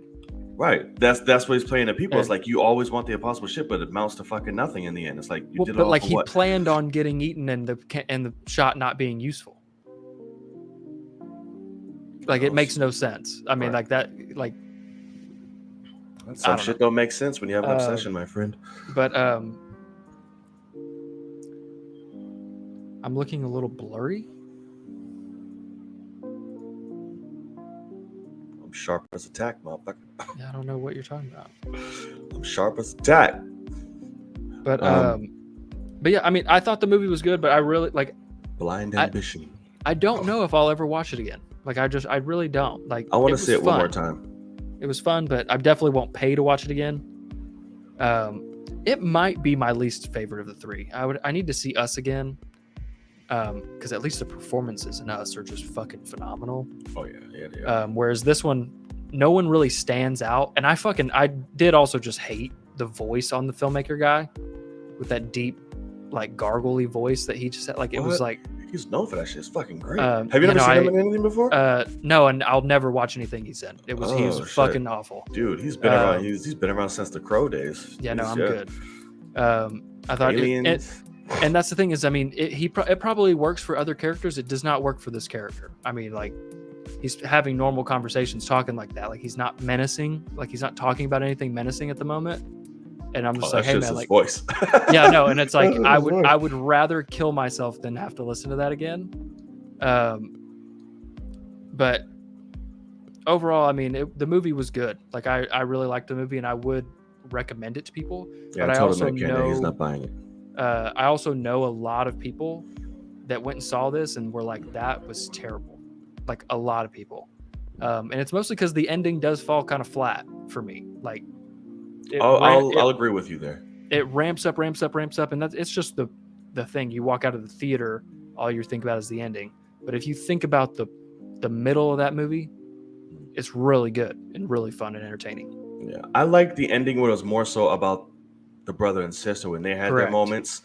Because like even at the end, like, and then again, when it ties into the theme of it all, like she got the perfect shot, but she just like, what matters is right in fucking front of me. Like this relationship that I had, like we've gotten better, bonded, love, all this good shit.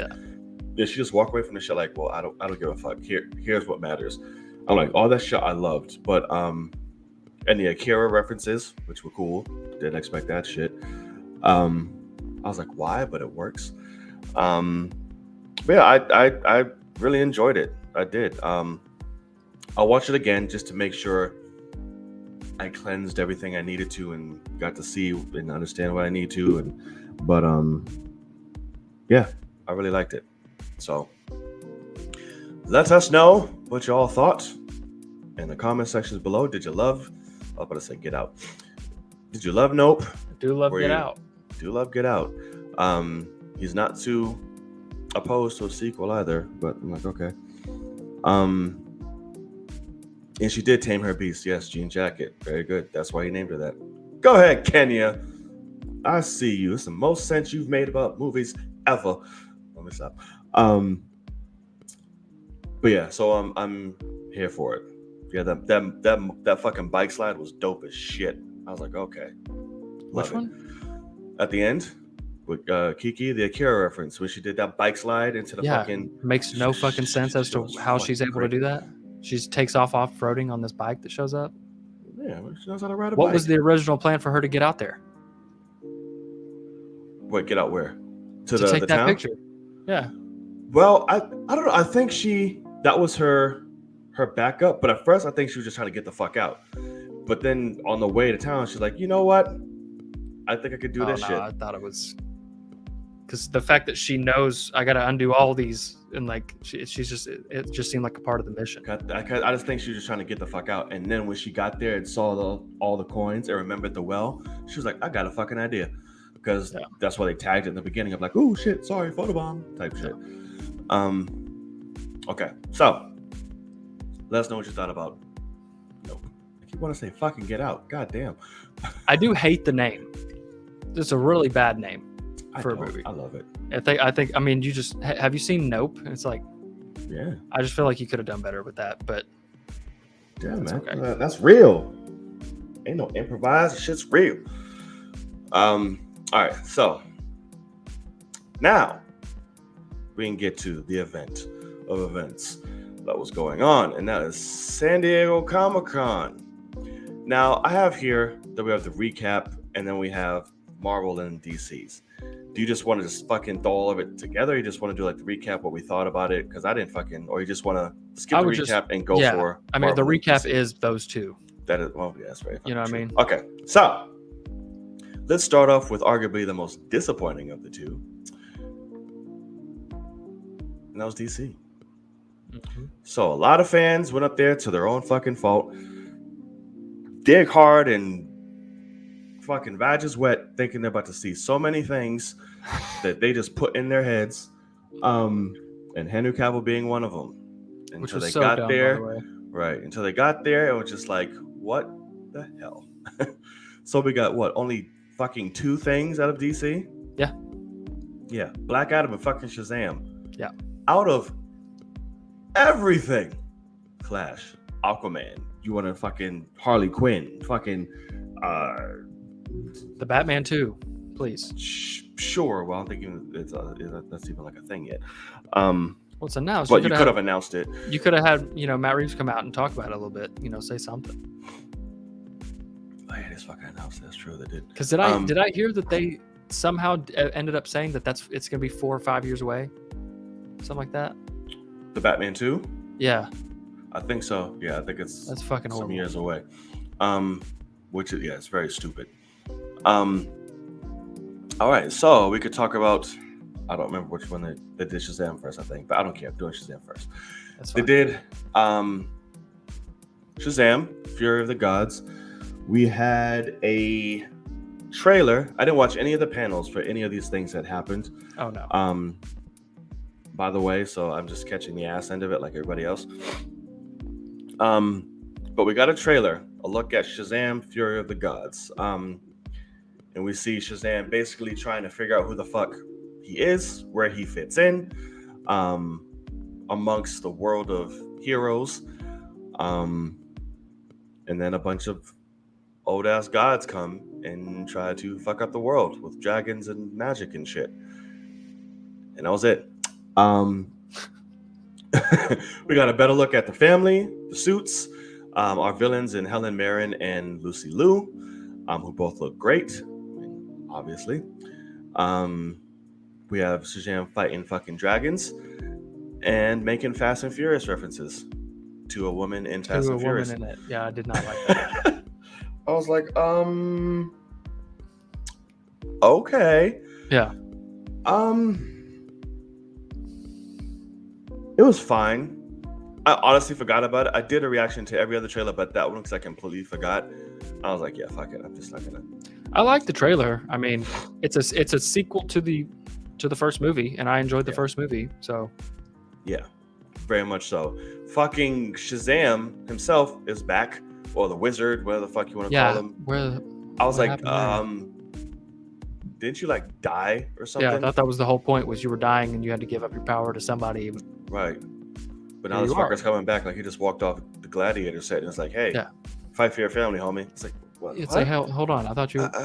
Yeah. Did you lie? Did you lie? Right. What's happening? What the fuck? But I'm like, okay. I mean, yeah, it looks fine. Looks cool. I just don't have anything. I enjoyed the first one. I'm not shitting on that. I really enjoyed the first one. And like you said, that's a perfect way to describe it. It's a sequel to the first one. Right. That's what it looks like. A lot of references, a lot of fun shit, and family kicking ass together. Don't know much about the plot other than they're coming to. Do we know the bad guy's motivation? No. Okay, didn't think so. I just think they're here to fuck shit. Yeah. What did you think about it? Other than it was just like, hey, it's a trailer to. Yeah, no, I mean, I think it looks fun. I'm kind of skimming through it right now. I think it looks fun. But I mean, it's not going to be the best movie of the year or anything like that. It's just, I mean, I think it looks fine. Kenya, I hate that if that's true. But yeah, I mean, I like having a dragon. Interesting, like, because I hate to say it, but it's one of those things. It's like, oh, so Batman has a chance of showing up here and getting eaten by a dragon because he should not be fighting a dragon, like kind of thing. And so it's just like, and also it's just that thing of where the fuck's Superman at? You know, I'm like negotiating contracts. Exactly. But yeah, overall it looks fun. CG does look on point compared to the first one, especially the first one had some, you know, his flying still looks fucking wonky. In that beginning shot where like the buildings are moving, I'm confused by that. Not sure what's going on there. I didn't peep. I was just like, this blurry shit is weird. He gets hit by a building that's moving horizontally. It's interesting. Oh, I don't know what's going on there, but yeah, I mean, I definitely think the girl from West Side Story, she is. What the fuck is she? What is she? She's a god that I'm guessing is going to be the key to everything, and she's like young and naive. Squiggly shit in her hand. That's about it. I think that I bet both sides are looking for her, and she's the key to something evil, and whoever gets to her first will, you know, destroy everything, or, you know, whatever maybe. So, because she just seems so dumb and naive, and I'm like, okay, she's obviously super important. Yeah. And clueless about it. Yeah. But yeah, and then also Shazam himself, it looks like they didn't put the bulk suit on him for this movie. It looks like they slimmed it down. Yeah, they've let him use his own Thank God. Physique. And he obviously doesn't look as massive, but he does look better as a person. Like his head doesn't look small for his body anymore. Like a fucking Pez dispenser or some shit. Yeah, exactly. So yeah, I definitely liked that.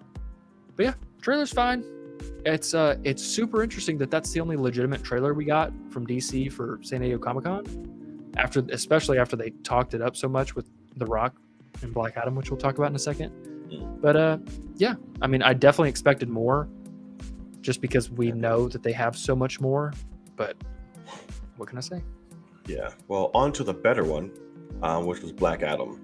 Yeah. You know, we didn't get a trailer, but we got a pretty badass fucking sneak peek. Yeah.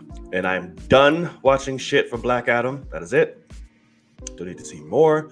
But this one gives us a lovely little sneak peek of literally him just being a fucking badass god that nobody is just going to fucking be able to handle. We got a lot of cool action shots. We got to see a lot of lightning shots. Him flying around, a little bit more into his backstory with his kid. Fucking 50,000 Dr. Fates trying to contain this man. Right. Which I'm happy we finally got to see Dr. Fate instead of in a blurry mirror box. We saw fucking Fart Dust. She finally saw her face. Fart Dust. Yeah, throwing twigs at the man. And that badass shot with Hawkman and him. I was like, right. Word? You just tried that? Please, sit down, sir. It was just beautiful. What did you think about everything? What a badass entrance to San Diego Comic-Con, by the way. Yeah, cool. For sure. I like that The Rock did that. He also, he did that and then ran backstage and changed into like a nice outfit. Yeah. Which is pretty funny. But no, looks badass. I think it looks awesome. Only thing is, I think I've said this before, but like, you introduce Black Adam. No one has a shot. Like, nobody. Like it's one of those things where this is why I struggle with just DC in general, is everyone's a god, and so you kind of have to just keep upping the ante of god power. Yeah. And like Hawkman is a lot of people's favorite DC hero. Like, he has a following that's because he's badass. Yeah. In this sneak peek, Hawkman's a bitch. Like, he looks fucking hilariously dumb. And I know for a fact he's going right after this, he's going to somehow hit Black Adam and make him, fly into a building, whatever, and try to save him. But no. The whole point of the movie is no one stands a fucking chance. And the villain's supposed to be a demon or whatever. So, like, yeah, it takes the devil, basically, to fight Black Adam. Like, you're already to this peak. And so, like, it's why I don't want to see him and Superman fight, because he should kick Superman's ass. Like, period. I don't need Henry Cavill to come back and get his ass kicked. It's just not necessary. It already happened once. I mean, let's not give it to it again. So I just, this movie is going to be interesting for sure. Also, and Black Adam's magic is not what tips the scale between him and Hawkman. The man is literally the equivalent to Superman. Yeah, correct. So, sir. Yeah, what the fuck is he talking about? I have no idea. As soon as he grabs him and just throws him like that other guy that he throws, the normal guy. I mean, yes, no, he's getting fucking sauced by Black Adam any day of the week. He's got that indestructible. He is strong. Oh, cool. So Black Adam will just punch him square in the mouth and go straight through his neck. I mean, what do you mean, bro? Of all the skin exposed, just cool. Everything Bam, that's necessary. Yeah, just decapitate him. Well, I fuck you up. Here, let me take your mask off and just pound your face to death. It's great. I mean, Black Adam literally could just give him a throat chop and just. I don't know if the helmet connects to the back. Faster than him. But I mean, yeah. So before he blinks, he's just like chop. He's like, oh, well, thank you. So I don't know, but it's gonna be this movie is gonna be interesting for sure. I do hate to say it. The Rock looks incredible. Yes, he does. But damn, they should have made this movie 5-10 years ago. Like, because he is wrinkly, he is older looking, and I just wish. Wrinkly? What? Hello? You said the man's wrinkly? You're gonna say that he's not? No. Where's he wrinkly? Okay, bro. His face looks like a muscle. That's the problem. I mean, have you seen, like, it looks like he's got fucking definition in places where he has age now. Because he's just getting old. But he still looks incredible. I mean, him and Tom Cruise, it's the same. Like in that last Mission Impossible trailer, like there's some shots where Tom Cruise looks wrinkly as hell. It looks like he just woke up and hadn't got any makeup on his face. And that's just the way it goes sometimes. And sometimes you see The Rock in that. Most like in interviews and stuff, you'll see him pop up like that. But yeah, I'm excited for the movie for sure. I'm still just skimming through it because I mean it's gonna be badass. I just feel like it's now become a thing where The Rock is the highest paid, badass actor alive. And so DC's just like, let's make whatever movie he wants. Oh, you made that movie for Disney and you like the director? Great, bring him on. What else do you want? I mean, it seems like they're just giving him anything. And so I'm hoping that the movie isn't just like badassery kind of thing. Like I hope we can get some good story after the origin, because obviously you're going to have the kid dying and all that, but like what comes after that? What's the development of Black Adam for the third act of this movie? I don't. There's one. I'm a badass. Thanks for your help. Get the fuck off my city. I mean, right. Cause it's like, he has to end up being cool with the Justice Society. And he doesn't. He's whooping their ass. Well, yeah, but then they all have to fight a demon together. Maybe. And that's the thing is he'll fight with them, team up with them, kill the thing, destroy it, and then be like, "Fuck you guys, I'm out." It's like, oh, no development. Okay, cool. So I don't know, like that's because he's not a good guy. I don't want him to turn into a good guy. Like there's no. Well, sure, but he is an anti-hero, so like, right? He has no reason to hate them. Right. He was like, listen, I'll help you out. Don't get in my fucking way. I'm going to do what I want to do. You can help out. Cool. We did this. Cool. Peace out. I do think that's a key too, is he needs to be the cause of whatever the villain is. Because if it is just him giving them a break, like, oh yeah, I'll help you out since you need me. No, like he needs to be the cause to where they're like, you did this, help us fix it and make him do heroic shit.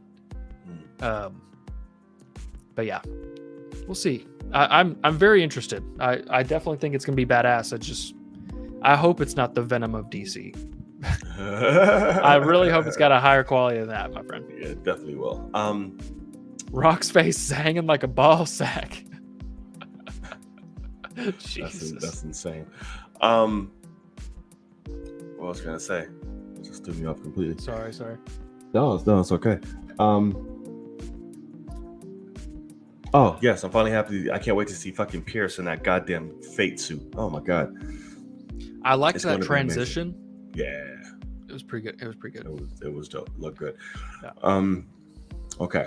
So, onward.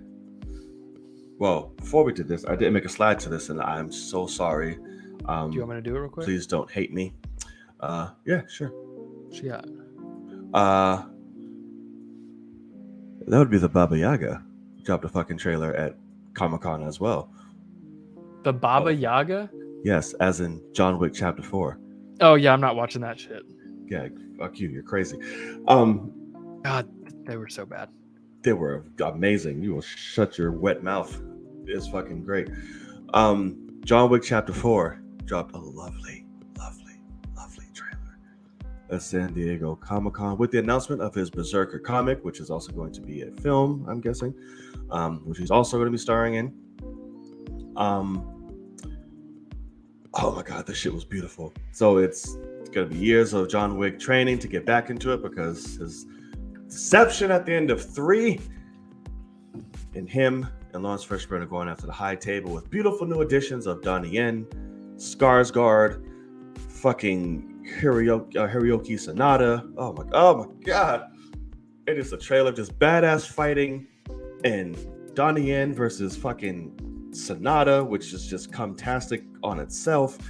And dear God, it looks so good. I cannot wait. It comes out in March next year. My birthday month. Happy birthday to me. There you go. I cannot wait. I know you didn't see the trailer, so I'm not going to ask you because you're just on the highest drugs possible. but it is. I cannot believe people love those movies as much as they do. Fucking, That third one, they are action staples of this film. They're beautiful. Right. They should have been made in the 90s, and then they could live as like, oh, they don't live up, they didn't age well, but the action's great. And instead they're being made in 2022, and it's like, yes, it has nothing to do with the story. Just whatever we can to like. We've gotten 4 movies in how many years? Like, it should tell you that the scripts don't give a fuck. Like, it's just the action, and so I'm immediately out. And also, Keanu Reeves is not a good fucking actor, so it's like he's not worth watching either. He just walks around and is like, yeah, you just shoot him. There's so much blasphemy just coming out of your mouth. Yeah. God, that third one is fucking. It is literally a video game from the 90s. Great. It's just all this. That third act of fucking. Oh, we got to climb the tower, and there's just somebody to fight on every floor. Absolutely. There's 14 floors, and you're like, how long is this going for? Yes, it is awful. Beautiful. But the first one is fantastic, and if they had stopped there, it wouldn't have been tainted by the rest.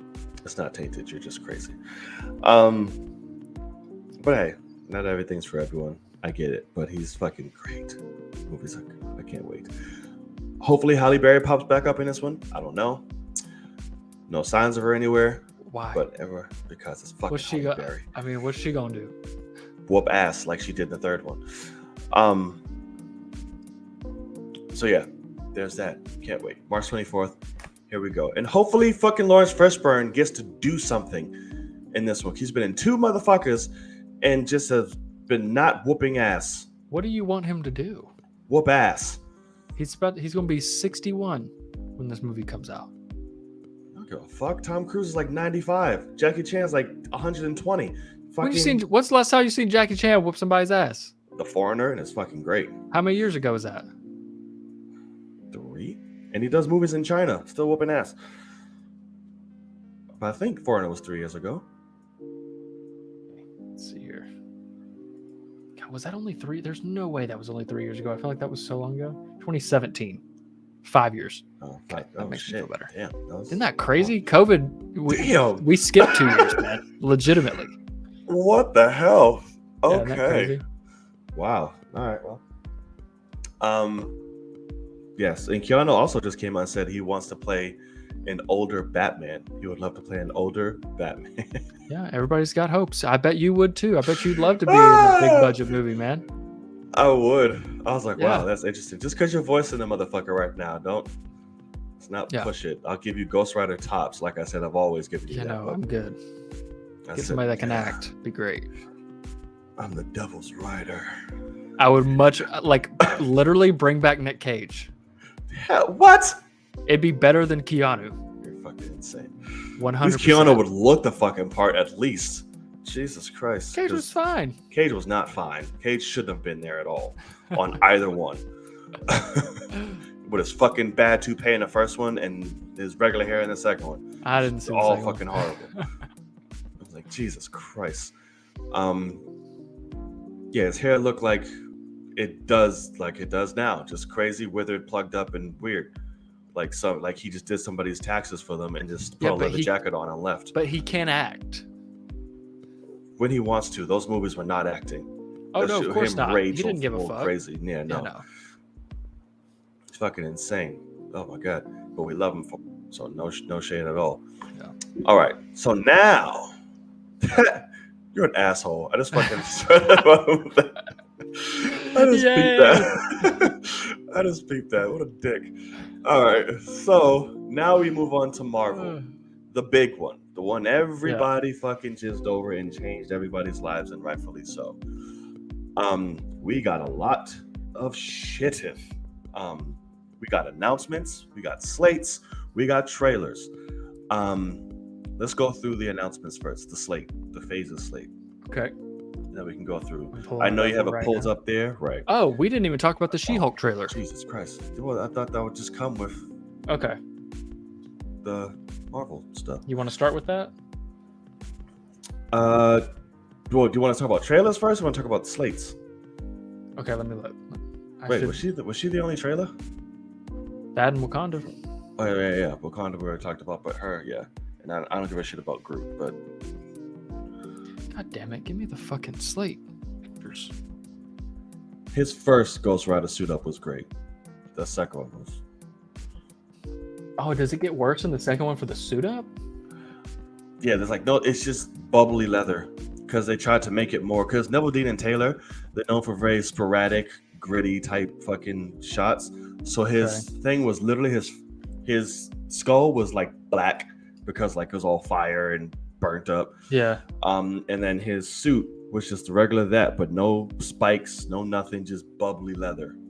Weird. Okay, so I got the slate here. Yeah. So they gave us 3 fucking phases. 2. That is correct. So phase 4 ends with Wakanda Forever. Yes. Which is exciting. Let me try to pull up the second look too. We also have She-Hulk before that. Phase 5 begins with Ant-Man and the Wasp: Quantumania, which comes out in February of 2023. After that, Secret Invasion on Disney Plus.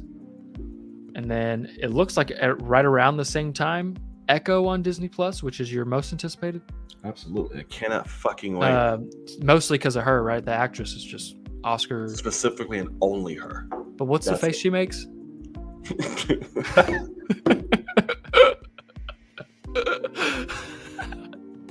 Come on. Oh, no, because now I'm going to be fucking laughing. Yeah. Boy, I have to get myself up for it because she fucking... I got you. We're all going to stare at him for a sec. Oh, shit. Okay. You something good. Okay. That's fucking... That eyebrow, bro. It is. It's just a fucking eyebrow. And then she fucking looks down and shit. Just. Yeah, exactly. She's just upset. She's just mean mugging like it. Yeah, exactly. Okay, so Echo comes out right around the same time as Guardians Volume 3, which is in May. Which apparently they showed footage there and they said fuck everybody else because the CG wasn't enough to keep. Yeah, correct. On repeat. I'm like fuck y'all. Then we have Loki season 2 in the summer, as well as in July of 2023, The Marvels. Yes. Which I'm excited for. Yes, I am. Blade has a release date. Yes, it does. November 3rd, 2023. PG-13. Fuck off. I'm just kidding. I don't know. And a little bit after that in the fall, it's calling it fall. I would call after November winter. But Ironheart. Yes. Her show comes out after she is introduced in the good old Wakanda Forever. After that is Disney Plus. Something I don't know if I'm going to need to watch is Agatha, Coven of Chaos. I'm not sure how she... I'll check it out. Comes out of the, what you call it? Maybe because Wanda's dead? Or maybe it has nothing to do with this. Maybe it's literally about her and her coven that we've got a flashback in. Oh, you think it could be flashback? Yeah. That's interesting. So that will play, it literally says winter 23-24. So I'm guessing that will go over in New Year's. Yeah. And then spring 2024, a big one. So hard. Big one here. 18 episodes. That's what first season. That's what which really turns me off from it. Does not. But that is Daredevil Born Again. Confirmed. Charlie Cox, Vincent D'Onofrio coming back. Yes. Obviously very excited that he's coming back and they're going to do their show. But 18 episodes is that's what they should be. Way too fucking much. I don't know what they're thinking on that, except for the fact. Not at all. What it seems like to me is they just don't have another Disney Plus show for a while. And it's fucking Daredevil. You're not going to give us 6 fucking episodes of the return of Daredevil. Well, but like, that will never make its budget back. They're Marvel. They're fine. It will be 12 episodes in, and half of everyone, probably including me, will not be watching anymore. That's not true at all. That'll be just you. I mean, how long is that fucking story?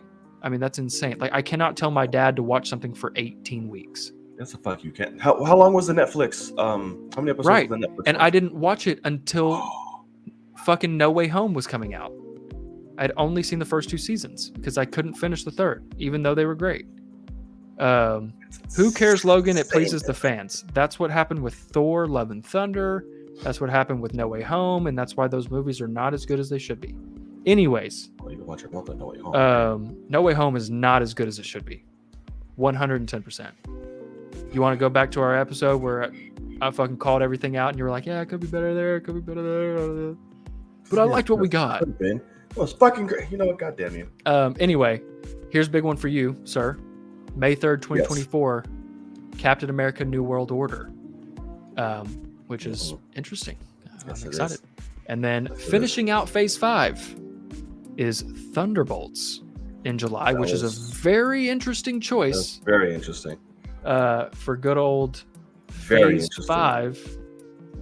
But yeah, so out of that phase, what jumps out at you? What are you freaking out? Blade, Daredevil, Captain America are like my oh my god, I can't contain my bodily fluids. Okay. And then Ant-Man, I'm curious just because of the introduction of Kang, so I'm looking forward to that. Secret Invasion, I want to know how, because this is the start of everything, which will lead us to Secret War, which we'll get to. Oh, you think that's the same? I think it'll be the beginning for it. Secret Invasion's about the Skrulls. Yeah, am I remembering correctly? Isn't Secret Wars having to do with that as well? No. No, remind me what the fuck Secret War. Secret Wars is Doom takes a bunch of heroes and villains from different universes, puts them in his own universe, and makes them fight. See, that's what. Okay, so here's what I'm confused. Cause I saw some. Okay, thank you for that. So somebody mentioned that's what Kang is going to be doing in the Dynasty film. So that's what confused me for Secret Wars, because they're saying that's what Kang is going to be doing. So the Kang Dynasty in the comics is it basically is a giant building like what Zeus had in Love and Thunder, but everyone is Kang. Right. And but I'm like, but why would they say that he's doing this? That's why I'm confused. He's going to use the Avengers to go and fight off different things in different periods and all type of shit. So I'm just like, I don't. Well, I mean, from what it sounds like, so Kang Dynasty, I think, is going to be just a bunch of Kangs, and there's all these different variants of Kang. Right. Legitimately Kang, not He Who Remains, not Nathaniel Richard, but like actual Kang. They're all together, working together, and they are all working for Prime Kang, who I think will be in control of Secret Wars. Right, Kang the Conqueror himself. So they're all Kang the Conqueror, but there's like one Prime that sits at the end of time, and now they're saying he might make the end of time into Battle World, which is what it's called. Which I hope they change that name, but that's what Doom called it in the comics. But yeah, it's interesting. But yeah, for me, when it comes to this phase, it's a little tough for me because the second half is a little interesting. But we'll just see here. Ant-Man Quantumania is the same thing. I'm excited for that strictly for Kang, although interesting choice to introduce Kang into a comedic movie. Like, right. I wonder if they're gonna, teeter a little bit more. Did you see the leaked trailer? From Comic-Con? I did. It was pretty cool. Okay. It ends with them meeting, which is Which I heard a description about it with him saying like, "Oh, you're an Avenger. Have I killed you before?" Yeah, it was pretty dope. That sounds dope. Yeah. Because that's the thing. He's killed so many of them. He doesn't remember I don't know if I recognize you. Right. It's fucking great. But Guardians for me, seeing as this is probably going to be the finale of the Guardians, for the most part, I am excited for that. Apparently the trailer was like making people cry, even though the VFX wasn't done. So that's pretty great. Obviously Blade, strictly because I'm interested in what they're going to do there. The Marvels, I mean, I'm nervous about. Because Walker told me, I don't know where he heard it from, but he said about the musical thing. He said somewhere, maybe he heard a leak or something, that the first hour of the movie or the first act, Carol is on a planet that all communication is through music, like sung, like all conversations. And I'm like, that sounds awful. That sounds horrible.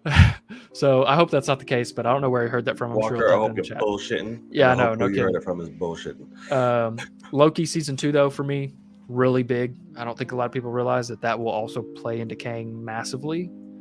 And Loki's still my favorite Disney Plus show, so definitely on that. And then besides that, I mean, Daredevil, obviously, but I'm very, very nervous that if they are 18 episodes, I'm hoping to God they're 30 minutes. Hoping to God. And there's 18 episodes of pure brutality again, and I cannot wait. Yeah, but I'm down for that, obviously. But it's just the thing of 18 weeks doesn't make a lot of sense. Like 9 weeks does make sense. If they did 2 30-minute episodes a week, I'd be down for that. Give me all of it. But jeez. And one thing that's not on here before we get to phase 6. Yeah. Marvel Zombies. Can talk about that shit as well. What If as well. Oh yeah, What If season 2 confirmed. Yeah. We got the slate of because they had their own animated. Marvel Animated had its own panel. Right. So those got release dates, I believe. But yeah, it's so Zombies is fucking mature as fuck. They're like, yeah, R-rated, we're going there. Yeah. I cannot fucking wait. Thank you. And we have off the top of this thinking, we have Shang-Chi, Kamala, Ghost, Captain Marvel, Black Widow's daddy, Red Guardian. So there's a lot in this. Yelena. I'm very curious. Yelena, yes. Hawkeye. Yeah. Or Kate Bishop. She's Hawkeye. Okay, Bishop. The Asian guy from WandaVision and Ant-Man. What's his name? The card with the card trick. Shit. Jimmy. Jimmy Woo. Yeah, Jimmy. Yeah. Is it? I was gonna say Abomination. Somebody big is on the villain side. I don't remember. Let me see here. Yeah, it is Abomination. Yeah. Okay. Yeah, and Ghost and all type of stuff, and Hawkeye, and but Scarlet Witch, Captain America, Scarlet Captain Witch. Marvel. Yeah. Which is good. It's gonna be. I'm here for it. That's dope. What If? I know they released a few things that they said, like 3 different episodes. What would be like, which is cool. So look forward to that. I feel like there was something else. Oh, and X-Men '97. They released. Which everyone looks dope except for Magneto. Looks fucking stupid. I don't know why he looks like that. What do you mean? Oh, you didn't see anything about it? No. Oh god. So in this version, Magneto is the leader of the X-Men instead of Professor Xavier. Why? Don't know. Maybe he died. But he's the leader for it. And they pretty much brought back the same cast as the original fucking show. Did you watch that show? Absolutely. Okay. I didn't. It was fucking glorious. It came out in '97. Oh, I don't remember when it came out. I was young when that. Okay. It's the '90s. But I remember just waking up and watching fucking Fox Kids every weekend. Every weekend. Awesome. Absolutely. But yeah, he looks like a doofus. Magneto. Okay, I googled it. I googled X-Men '97 release, and the first news story is X-Men '97 is bringing back '90s nostalgia by destroying it. Wow. Like, damn, tell me how you really feel. I don't know about that, but Spider-Man freshman year. Oh yeah, that's right. Which I'm now like not interested, because they made it. I ever really was. But. Well, when they originally announced it, they said this is his first year as Spider-Man. Like, this is the origin of him in the MCU, and they actually have now changed it to where this is a multiversal Spider-Man, and he's going to fight Doc Ock and like Scorpion and all these other villains that we haven't seen him fight yet. And I don't know why they're wasting that, but I don't need it at all. But what it honestly sounds like is, because remember, Tom Holland was not allowed to come back for What If. I sent you the picture of Magneto too, by the way.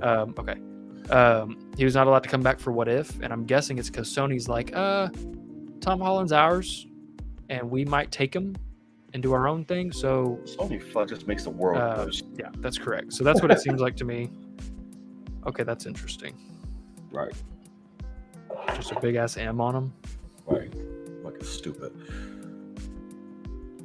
Okay. Very stupid. Yeah. But he looks like a elder gay. I mean, yeah. Yes, he does. Which is ironic because he was played by one. So yeah, I'm here for all of it. Freshman year, whatever. I'm not. I don't need to rush to see that. That's cool. I know Norman Osborn is his new mentor. I know that. Right.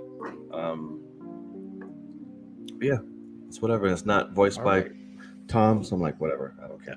And then on to Phase 6. On to Phase 6. So it's interesting because they do have a timeline that will be filled out with other projects. It seems obvious here. They're just not ready to announce them. I'm telling you, that's their X-Men phase. That's what I'm feeling. You think so? Really? Yeah. I think that's possible too. I think that's their X-Men phase for sure. Oh man, Comic-Con would have been the place to announce that, but it would have. It would have, but I'm telling you, that's especially with Fantastic Four starting it. Fantastic Four. Yeah. I mean, God, we're bringing mutants into this, and you just can't sustain the whole phase with just Fantastic. You can't. So I'm not saying that. It's just, what you think there'd be multiple mutant projects, like X-Men projects in that phase? I think so. At least 2. Okay. Are going to be in there. If it's not the X-Men themselves or just like solo them up and bring it all together, but I think for sure that's their mutant phase. Would you be okay with a lot of it on Disney Plus? It's definitely going to be a combination. Absolutely. Yeah. Okay. Cool. Yeah. Cool. Yeah. So just thinking about the timeline here, I don't know if you guys can visualize it that are listening or watching on here on YouTube, but basically like it goes through, it says fall 2024. Like it says where there's going to be other things. So there's 2 things in fall 2024 on either side of Fantastic Four in November 2024. So it's November 6th. I believe is what that says. Maybe 8th. I can't tell. It's blurry. Then there's something in the winter, something else in the winter, spring, and then we get May 2nd, 2025, Avengers The Kang Dynasty. Big ass deal. Crazy ass shit there. And then we have 2 summers of 2025. 5 months later, 5 months and 5 days later, we get Avengers Secret Wars, November 7th, 2025. So we get 2 Avengers movies within 5 months of each other, which is absolutely insane. Yes, it is. And I'm excited for all of them. Yeah. I mean, the question is, this is what I brought up to Walker earlier, because he was like, well, obviously they have to shoot these back to back or at the same time. And Deadpool 3 is going to be in that phase too, by the way. Ooh, dope. I like that. They did just put Deadpool on Disney Plus, by the way. Love it. And Logan. Yeah, Logan. Love it. But they're finally opening up to that shit. I'm feeling for Blade. You got a fucking option. Like, you got a chance, man. You got a chance. Absolutely. But anyway, when it comes to the Avengers, I wanted to get your opinion on this. What are the chances? I don't think it's big, but what are the chances that the Kang Dynasty and Secret Wars actually has 2 different Avengers lineups involved, to where they can shoot them at the same time in different locations with different people and directors? I don't think so. You think, or do you think this is a direct sequel, basically the same story? It will be whoever these new core Avengers are, who they're going to make up, will be in both, with additionals from other projects within this phase. In Secret Wars? Yeah. Okay, got you. Yeah. Because that's the thing is, I mean, who do you think will be in Avengers The Kang Dynasty? Like, what's the team? Obviously, Shang-Chi. Right. Shang-Chi, Cap, Marvel's, Strange. Well, the Captain Marvel, for sure. I don't know if they'll integrate the other 2. They probably will for Secret. I know Fantastic Four. Do you think they save them for Secret Wars? They're a big part of Secret Wars in the comics. Yeah, I think they will. I think they'll have like a little part in Kang, because it's Kang. Like, you have to have the Fantastic Four there, and then they'll play a bigger factor in Secret. Okay. Because if you're going to doom it out, those are 2 movies you need Fantastic Four. That's why they're starting this shit. Yeah. So yeah, and in terms of who would direct Secret, I don't know. I would not honestly be mad if they brought back Russo's. Sure. But if they're, because I know that's a rumor speculating from that, but that's a lot. I would love for them to come back, but I don't know who else you'd get for something. Because Kang Dynasty is already fucking huge. But Right. Secret Wars. That's supposed to be. I mean, that's where RDJ comes back and Chris Evans comes back and all that shit. That's why, I mean, I think they're doing it too soon, to be honest. But we're going to have so many projects in between. Like, I guess in their eyes, it's not that soon. But yeah, in terms of Secret director. Wars, directed by the woman who did Black Widow. Yeah, please, God, no. I did see somebody throw out the name, the woman that directed Loki season 1. No. And I would not hate that. No, because the fucking cinematography. You talking about fucking getting somebody who's not used to that scale would have dove them into. Well, but she did introduce us to the multiverse. Oh, God gives a damn. That's completely different. I mean, it's the same thing as a little shell to this. I don't know. It's interesting because she's not doing season 2, so it kind of lines up. But no, not Joss Whedon. But the thing with the Russos is they just did greenlight a Gray Man universe now for Netflix. Yeah, they're directing the second one. And there's spin-offs apparently happening as well that obviously they wouldn't direct, but they will direct the sequel. Right. So they might not be available because those movies have to start shooting it 6 to 8 months. I mean, legitimately, like, I don't know how they're going to get those out. I think they can pump out their Gray Man shit fucking next year. Like, here you go, fine, get out the way, and just produce the other world and be ready for Secret Wars. They can do that easily. Zack Snyder. That's hilarious. The internet would burn if anybody. I would probably not see it. I mean, shit. We know visually it'll be fucking amazing. Right. That story will be. It'll be 7 hours long, and we're like, what was the story? Yeah. I think. Oh, thank you for bringing that up. What's our runtime for both of these films? Oh, big. Gotta be big. Yeah. Well, so that's the whole thing. Is if they do Secret Wars correctly, there should be like 50 different actors in this movie. I think these two films, will break the record for the biggest fucking budgets. Yeah. Of all time. They have to be.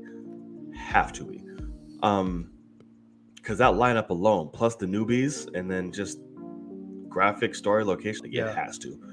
Unless they just make it, because like New Rockstar said this, I'm not about this, but what New Rockstar says is he thinks Secret Wars is actually Avengers versus X-Men, and it's Fox's X-Men that we grew up with, like bringing back all that cast, Hugh Jackman, the James Marsden, and all that. That's definitely not gonna happen. And I'm like, no, like it's definitely not gonna happen. They need to be building, not continuing this. Like, I think it's fine. I would actually like if a lot of the X-Men mutants come over from another universe. So like they're already established, but like they multiverse over, and all of a sudden you have to deal with Magneto, like legitimate, not origin story, nothing. No, like holy shit, there's Magneto here now.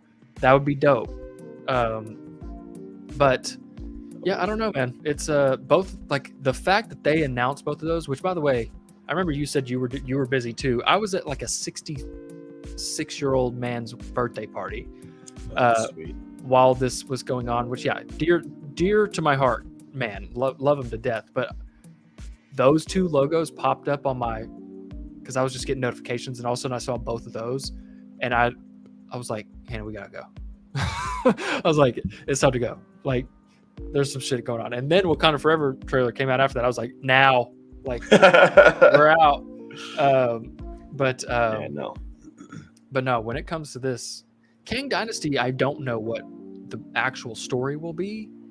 I'm telling you, that's what I heard was that shit. The same thing you just explained to me with Secret Wars is what they said described for Kang. And it could just be a rumor or bullshit. You're talking about or whatever. Battle World, but for Kang Dynasty? Yeah, like the shit you talk about, what Doom does. Yeah. does he does it. Right. What Doom does, he be dissing it, man. For Secret War in the comic books is what Kang is going to have the Avengers do in his film. See, I think that Kang's going to do that to them in Secret Wars.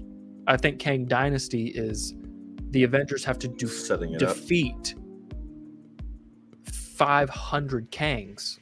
They do it, and then Prime Kang, like that's literally the character's name. It's like that was just a warm up. Yeah, he's like, oh, you think you can actually take the real me? He's like, those are all the ones that couldn't take me out. Yeah. Together, and they teamed up. That kind you know what I mean? Yeah, it's like, because that's what was interesting is the way New Rockstars explained that, which I don't know if I fully believe it, but it's talked about how, like, he who remains is not Kang, but in our Avengers universe, which you won't like this for sure because I remember you hating this, but he basically segmented off his own timeline, and he's hiding from all the Kangs, and he's just doing his own shit over here. And so he's the cause of the whole, our saga that we've had so far, up until Phase 4. And somebody was saying now that he's dead, all the other Kangs can come into our universe and, fuck with us. And they were saying how every Kang you see, like, it's legitimately Kang. You can kill him, and another one will just pop right back up, and he will know what you did to that one. And he can learn from that, and he can do all these things. And I was like, okay, that's interesting. But, like, man, that does sound repetitive. Like, you can't just keep fighting the same guy over and over again unless you can really think of a way to, like, I don't know what his powers are in terms of fighting. Like, I don't expect that to be super awesome. Like, I can't necessarily say I know what that would mean in terms of a fight. This motherfucker killed Thanos just by holding him and just turned him into a fucking. Well, that's Doom. Skull. That's Doom that did that, not Kang. No, it was Kang. No, Dr. Doom. I'll pull this motherfucker out right now. Okay. You go right ahead. Yeah, I swear. And that's the thing too, Kenya. I don't think Doom is the Secret Wars guy. I wish it was, but they just don't have enough time to build it out. But I hope that they figure out something to make God Doom a thing. But that's the whole thing, is God Doom is Secret Wars when he makes Battle World and he's the god of that world. So, did you find it? I did. Sorry. It's okay. But if that's the case, that probably will happen in Secret Wars with Kang now. They'll do that in live action with Kang to show everybody, like, because that's the thing too, is you already know there are general audiences out there that will not watch another Marvel movie from Endgame to Kang Dynasty. Yeah. They only watch the Avengers stuff. And even though that's dumb as absolute shit, it's the case. So bringing Thanos back for just a second, here's our villains team that comes out, and Thanos is like, who the fuck do you think you are? And he's just like, bitch, and squishes him like a bug, and everybody's like, oh shit. Another fucking what if moment. Fascinating. Yeah, exactly. It's like, oh shit. I hated that. That was very interesting. Yeah. But Vision is a whole fucking problem. So I don't know.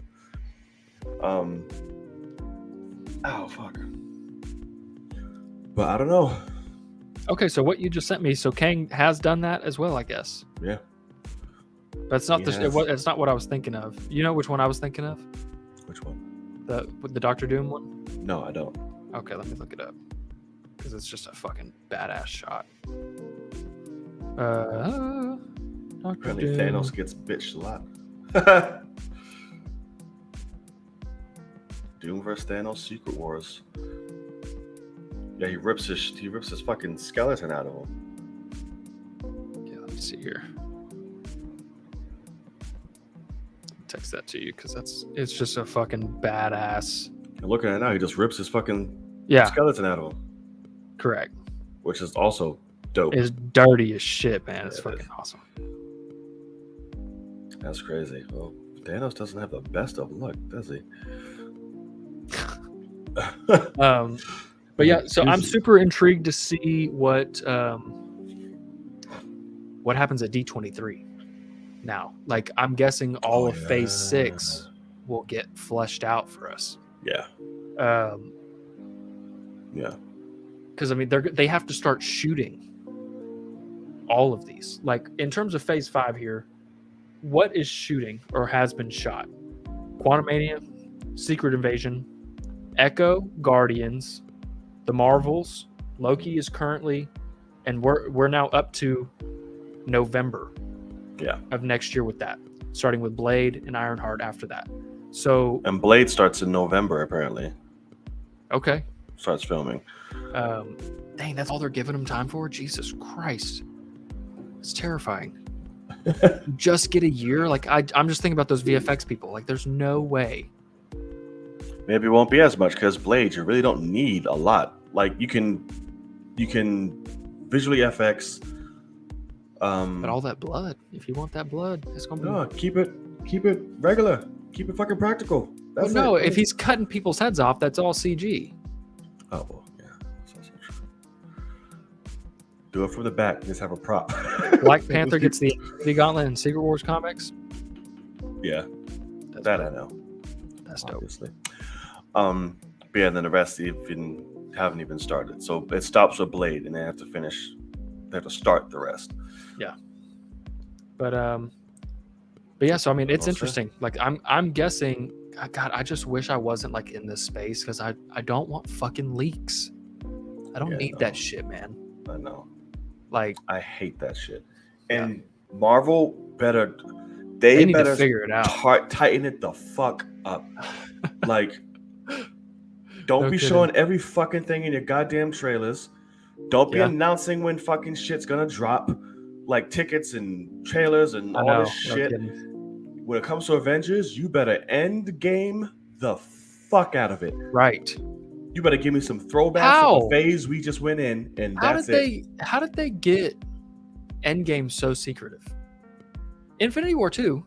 Because they fucking put effort into the shit. Like, that's why. Shit, man. Like, they Because need to start treating their VFX people better, or they'll get Sony'd, where they just absolutely release a full scene of Andrew Garfield. Like, golly. Yeah, it's a whole thing. Like, don't give fucking leaked pictures and all type of shit. Like, fucking nab it the fuck up. Yeah, people on set, nobody has your goddamn phone. Sorry. There's nobody who's not supposed to be outside of this fucking plot. You are not coming in. You will not have access to anybody. Like, that's how you need to be. Yeah. And a trailer needs to be black and white memory shit of phase 5 or 6 or whatever the fuck. And then have an Avengers end tag. Yeah. So that's it. So we'll see. I don't know, bro. But another thing that's not on the slate but is coming out. I Am Groot. A trailer for it. No. She-Hulk. Yes, correct. Which looks fan-fucking-tastic. Yeah, this trailer's great. Fan-fucking-tastic. I cannot wait. I already was highly anticipated of this because I was looking very forward to it just about that one trailer. But this shit, I was like, sold. Here we are. I want this. Obviously, no surprise. Oh my god, the CG looks better. Who would have thought? Yeah, it looks a lot better. We get a lot more moments with her and Bruce, which I love, which seems to be either flashback durations throughout the show for what will tie into what she's going through in that episode, or we get like the first 2 episodes of like them. Of them, yeah. Yeah. Origin and training. Exactly. Yeah, we just get a lot of cool shots of her in the story. She's leading this first mutant division. She's representing Emil Blonsky, the Abomination, which is cool. We get a few fun little cameos. Wong's in this bitch. I love how much Wong's in every fucking thing. He is getting a lot of love. Even Wong's getting more love than our goddamn Captain America. He's got to die soon, right? No. I don't think he is. He'll probably die in one of the Avengers, and then we'll get he's not Doctor Strange will be He is the Avenger. He's a fucking Supreme. Sorcerer Supreme. He's gonna have to be in that shit. No. That way he dies, and then Strange can take it again, Yeah. and then we'll do that. We got what were those fucking boys were called? That Kenya was like, they make everything a joke. Who the fuck the boys that they're fighting in the alleyway? That She-Hulk is fighting. What's the name of the boys, Kenya, that you was just mad about? They have a name? Yeah, they do. Oh, interesting. They're like a little gang in Marvel Comics. It was cool, but he was just upset about this earlier. And then it ends with another cum shot, a fucking Daredevil.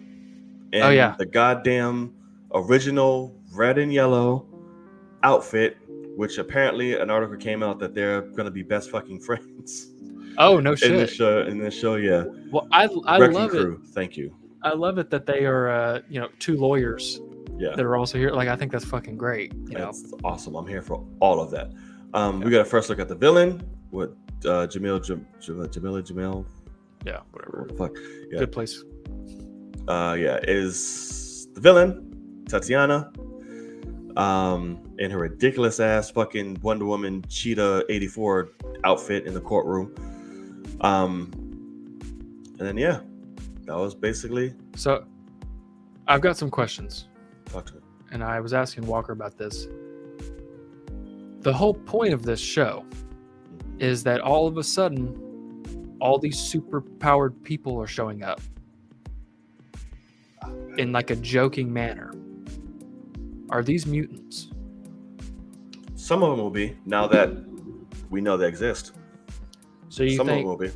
Do you think it's possible that the snaps, basically the theory we all were hoping WandaVision would say happened or something, but like the snaps from Infinity War and Endgame, the fact that there's been 3 on Earth, the radiation caused mutation?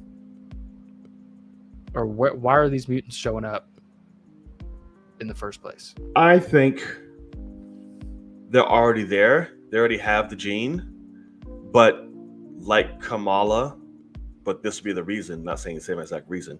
The snap activated or woke up those genes. And sure. That's fine. I would say. If they're going to go that route, that's the best to make sense. And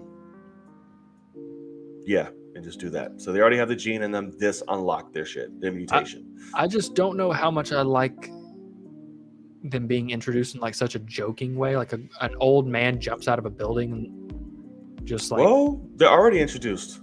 Kamala. So technically, we're already introduced. No, that's not what I'm saying. Because this is actually what mutants are, is like a third of the population has powers. And we need to, take care of that. And that's why they get treated so poorly. But I think they'll be fine. It'll be expanded upon, and some will be comedic. You'll have like 1 or 2 scenes where it'll be like comedic, whatever. But most of it's like, these people are out here, and now they're being known. Like, either they're scared and their powers are just like all over the fucking place, and they did some shit they didn't mean to, or whatever. But I don't think they'll balance it out for sure. Kenya, how's Tom Holland's, Uncle Ben? I mean, he says, how would the snap fit with the characters like Wolverine, who's been alive for hundreds of years, or Apocalypse, the original mutant? They didn't have the rights. They might have to change that shit, bud. Yeah, they're definitely changing a lot of stuff. Don't stop looking for original. We've already had stuff here. 20 years of X-Men from a different studio. There's nothing we can do about that. It's not going to happen. Yeah. And also, Apocalypse was used and destroyed and was horrible. And Wolverine is so beloved that I could see them really waiting on that, or use it or doing multiverse and having him come over. But no one's gonna have that original shit at all. If they want to play to Apocalypse, sure, because Kamala's our first mutant doesn't mean she's literally the first mutant. Right, she's just the first mutant we know about. But that we got introduced in our shit to let us know, hey, there's mutants, bitch, and that's about it. So Apocalypse can still be a fucking thing, and will be, who fucking knows? Probably they can all be the same shit, but who says they were to be snapped? Only other thing that I liked that gets me excited, and this kind of goes back to at least Disney Plus is allowing a little bit of edginess that they normally wouldn't, and that is She-Hulk just flat out flips the camera off. Yeah, she does. And I think that's great. And the hall is not blurred. So. Oh, is that right? Yeah. Adam said that. I love it. Yeah, I love it too. I love it that they're, because that is real shit. That's what real life happens. Like, you push somebody off a cliff that can survive it, and they're annoyed by it, they're gonna flip you off on the way down. That's just the way it goes. You'd be surprised if they don't say, "Hey, fuck you, bitch," kind of thing. But instead, they're just gonna flip them off. I'll take it, Right. So, and they're displaying how she is stronger than Hulk. Is she? Or at least better at shit. Yeah, she's more in control.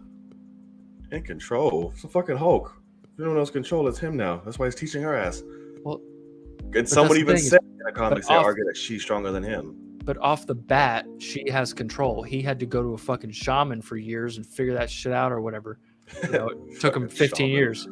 But it's like the Supergirl equivalent to Superman. Now some people are like, she's even stronger than him. Who knows? It's like she's not stronger than him. Yeah, some stuff, but some comic iterations they make it so. She's not even taller than LeBron James. So stupid. But she gotta be taller to be stronger. Well, no, but she's the size of an NBA basketball player, whereas Hulk's arms are the size of her, hips. Like, they're the width of her hips. Like, he is stronger. Y'all's thoughts are dumb. Those things are important to the X-Men mutants, sir. No, they're not. It's not. What are you talking about? They're not at all, actually. We wouldn't. Y'all act like reboots are for. You think in phase fucking 56, they're just gonna start rebooting some shit? Like, all right, here we go. Yeah. No, they're gonna be like, here's what it is to fit in our story. Here's what we're gonna do. You cannot do a reboot if it's the MCU. Like. Right. That's what I'm like. It's gonna change, my friend. I'm sorry. You got to come to terms with that. Right. I mean, just don't watch them, I guess, because that's like in Civil War, they're supposed to kill Captain America. Yes, dead on the floor. Important. With Iron Man chilling by his side, like fuck. Yeah. Did not happen. Exactly. So I mean, guess what? Spidey is supposed to reveal his fucking identity ages ago. I mean, you gotta run away from that shit, man. It would have been the case if Marvel had the rights, but guess what? Marvel wouldn't be doing anything if they hadn't sold the film rights to Fox and Sony for those characters. I mean, that's just the way it goes. So, and guess what? As someone who did not read the comics ever, if it wasn't for the end credit scene of Days of Future Past and then the subsequent movie, I would have never known who En Sabah is and not given a fuck about that. Those Flash characters are MCU. Exactly. Yes. Right. And so the MCU could not have mutants, and therefore you can't just have them all of a sudden pop in and say, here they've been since the fucking forever, the pyramids. Can't do that. They have to create their own. Like I said, some shit that can still work depending on how you write it, but shit's gonna be changed, but you can't. They just can't bring them over like, here they are. I'm waiting for him to be like, hey, I don't care if Chadwick died. Bring him out of his coffin. He needs to be in the sequel. Well, he wants to recast it any fucking way. So I mean, I kind of wanted him to recast too, but they're not doing it, so it's just not happening. It's not stupid at all. But man, you got to let go of that shit. Let it go. I like how he said y'all's thoughts are dumb as fuck. It's like, have you not seen any of the MCU? Like, the whole point is we didn't get an origin story of Spider-Man because it's been done twice. We're not going to get the same Fox X-Men stories that we got because they've already been done. And a lot of people saw them because they made a lot of money. That's why they kept making them. Like, we don't need that. And the shit that they did do, they changed. You didn't even give us fucking Uncle Ben, and y'all's bitching about that shit forever in a goddamn day. So it's like, things are going to be different. And these people are going to be established in the world. And if they want to introduce, they'll rewrite it to what fits their narrative and story. I mean, if Marvel's smart at all, they will make Wolverine a side character. They will not give him the option of being a fucking front runner again because so much story of Wolverine's already been told. Yeah. Like, it's smart to do things different. And that's a hard ass shoe to fill, my friend. Like, you want Magneto to be from the Holocaust still? like he should be dying of old age. If not dead already. Like this though. How old do you want him to be? I don't get it. Like, because don't get me wrong, I fully understand. Like, the opening of First Class, X-Men First Class as a whole is just incredible. But that opening with young Magneto and like trying to get his mom and like messing with all that, and they like it's in the Holocaust. It's fucking incredible, and it's so important to that character. I still think you could do it with the civil rights movement. You could, absolutely. Make him black, and it'd be fucking awesome. Actually, make him and Charles the inspiration for those characters in the comics, which MLK, which they're based off Malcolm of. X. Yeah, like just make them that, and it'd be fucking awesome. So absolutely, which and there's been articles and stuff floating around that Marvel is considering, not saying hey, but talking to Sir Juan Carlo for Professor X. They were eyeing that. I did see that floating around. Professor X, huh? Yeah. Interesting. So I was like, is this another power of the fan cast, or were they actually like, no, he's gonna look fucking? I mean, yeah, he's awesome. He's right. Oh my god, that'll be the coldest fucking Professor X ever. God, not like just looking at him. So these are my people. Do you think you can take it or not? But if you try to do anything, I'm like, oh my god, my nipples. Juan Carlo talks, and you're like, he is the smartest man alive. Yes, already. And I believe he will fuck me up if I do something completely wrong. But see, who is Magneto? That's tough. If you go that age, Morgan Freeman. No, let me stop. Oh my god, Charles. Can't do anything with my brotherhood, Charles. I don't know, because how old's Juan? He's about late 50s, probably. Yeah, let me see. I can look it up. Or shit, if you motherfucker, I would not even be opposed if they hit us with a Denzel. It's like Denzel is Magneto. Yeah, I mean that's obviously like, oh god, Juan Carlo is 64 years old. Oh, well, shit, I would not be surprised. You hit me with a fucking Denzel and Juan Carlo. But see, Denzel, he'll die early, man. They can't keep Denzel around. You said he'll die early. I mean, yeah, because he's too big of an actor. They can't keep him around and pay him to do many movies in a franchise. I think that'd be fine. But I don't know what other caliber. You would have to get, I wouldn't say unknown, because there's no fucking 67-year-old unknown black actor, but I still like John David Washington. As who? As Magneto. Go young, so that we can have him for a long time. What? No, I do not want that fucker. That's harsh, but I don't want him being Magneto. Absolutely not. If you're gonna do, because what makes that relationship so strong is their years of experience together. You can play off that beautifully and like their literal brotherhood. They got to change some shit up, man. I know, but I don't want John David if you're gonna do that, because he's too little bit one note for me. Denzel would never be in a superhero movie. Denzel said he'd never do a sequel either. And here we are on fucking Equalizer 3. Yeah, which is kind of a superhero movie. Right. Tyler Perry's Professor Charles. Like that just what? God. I know that's a joke. I'd have to look and see what kind of older black man can. Oh, but what about the guy that played MLK in some? Not old enough. He's young. What's his name? David Oloye. Oyelowo? Oloye. Fuck yeah. That shit. Yeah. He is 46. Yeah, too young. Let me see. Older black actors. Not Billy D. Oh God, Billy D is the oldest black actor. Right. Oh, what? Jesus. Why do they have Chadwick Boseman on here? I can't. Old doesn't mean passed away. Or even if okay, just for sheer gravitas and fucking voice alone. Let's hear it. And they're in the fucking Keith David. Who is that? He was the dad in Nope. Fucking Spawn. Oh, type of the dad in Nope. Well, that see, I immediately that slick shit. That voice with Magneto. Oh my God. What does he? Never mind. because they'll fuck around and be like, Forrest Whitaker. No. Or fucking Delroy Lindo. Another fucking prominent. He was in I don't know names. I'm so bad. He was in Five Bloods. Oh, that guy. Yeah. You can do him. He's 69 years old. Him, Keith David, that ballpark. Do it. They need to be black actors 55 to 60. Boy, Carlos 64. That's what I'm saying. He's almost too old. Like, no, he's not. He is perfect. He has to sit in a fucking chair.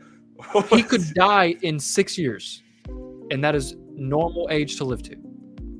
Well, get him pumping in that 6 years. Make it work. That's ridiculous.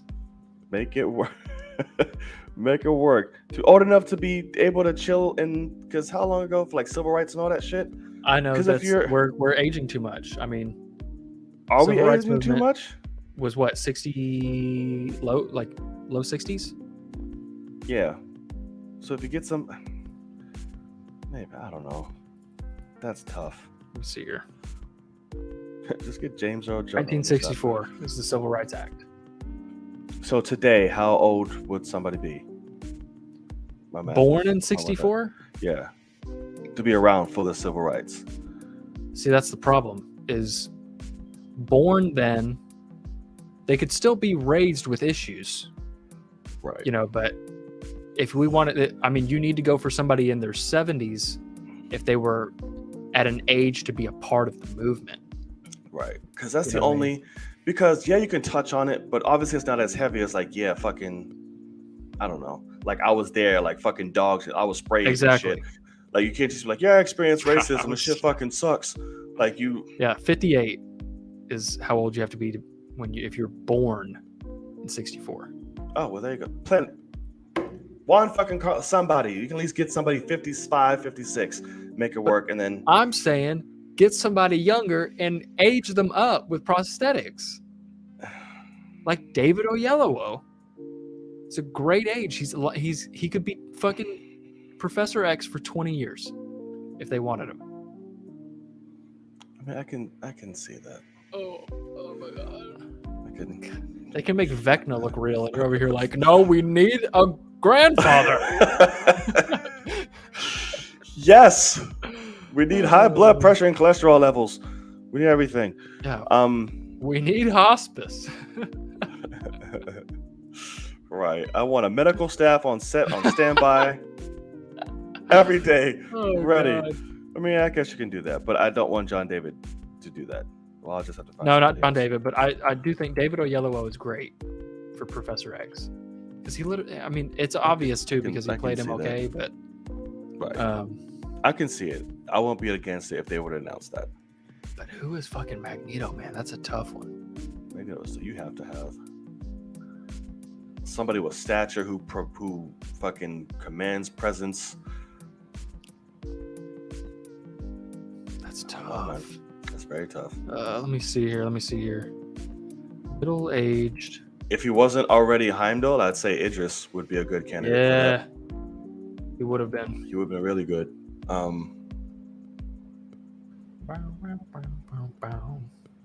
Not Lenny Kravitz, fucker. Yeah, no, definitely not. Shemar Moore from fucking. Hell no, fucking Shemar Moore. No. Oh God, shit, that's funny. Oh, Barack Obama. Why is he on this list? Best choice ever. Best choice ever. Yes, he does. Which one would he play? Magneto. God, let me tell you something, Charles. LL Cool J. Oh God, he'd be licking his lips the whole fucking movie. Like, sir, I don't know what you're saying. Can stop licking your fucking lips. Tell us what to do. God, that's fucking tough, man. It is tough. Yes, it is. But Marvel will find a way, I'm sure. Will Smith, he can just walk us, start slapping shit out of people. Absolutely, that's the most gangster fucking Magneto ever. Why is Method Man on the list of fucking? What is this list? No idea. But you can get him as a Magneto. That could work. Not Professor X, but Will Smith can do a Magneto. No. He can do a hurt and pain really well and act his ass off. I'm good. But that'll be good. That'd be a great choice. Never fail. Yeah, I don't know. That's tough. I'll have to see. But all right. Lake Keith? No. If they were going young? No. Great actor, but no. Okay. Chris Tucker. Absolutely. What you trying to do here, Charles? Oh, Walker watched The Fifth Element for the first time this week. Come in, my man. Come on, my man. Come in. They're coming. What do I do? Man, come in. What do I do? I got a fire. I mean, I got a fire. I need a fire. I got a broken coming. Oh my God, come on, my man. This is so fucking good. Why got a fire, man? I got a fire. Be Rod. Right. So good. Oh man. My finger. Oh, that was prime Chris Tucker. Yes, it was. Like that works so fucking well. It does. It kills. He was amazing. 1, 2, 3. He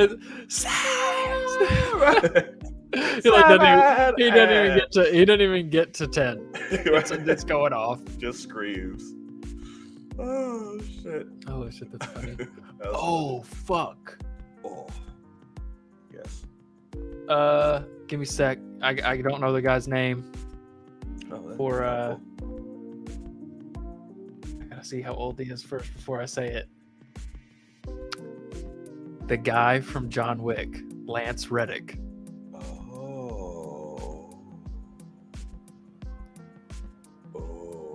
For Xavier? Either one, really. I mean, no, I want him as Magneto. Fuck that. His voice is Magneto. That's what I was going. I still my choice is David Oyelowo for X, and I mean as a Magneto with that voice. Oh, absolutely. What do you think you're going to do with the mutant, Charles? Oh my God. Yes.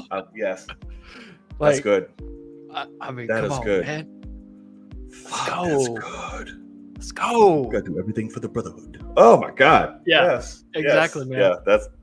Fuck it. I want it. That's good. But I need to see that guy. I haven't seen him have like. Oh, see, I want. See when he do that. I want Juan Carlo on the other side of him. Can you imagine those two together? Those voices. And this guy is 59. I want both of them together, man. That'll be. Oh my God. I'd have to put a towel under my seat. Juan Carlo, obviously, if they announce him, I'm gonna be like, great. Yeah. But I want those. Because how old is Sir Patrick? When he started, he was like fucking 79 when he started as Magneto. He's old as shit now. Yeah. He's 82. So if they get lucky. He was 60s when he did fucking. Yeah. He was 60. Yeah. When X-Men came out. Yeah. So there you go. We're the future, Charles, not them. God. But you really can't beat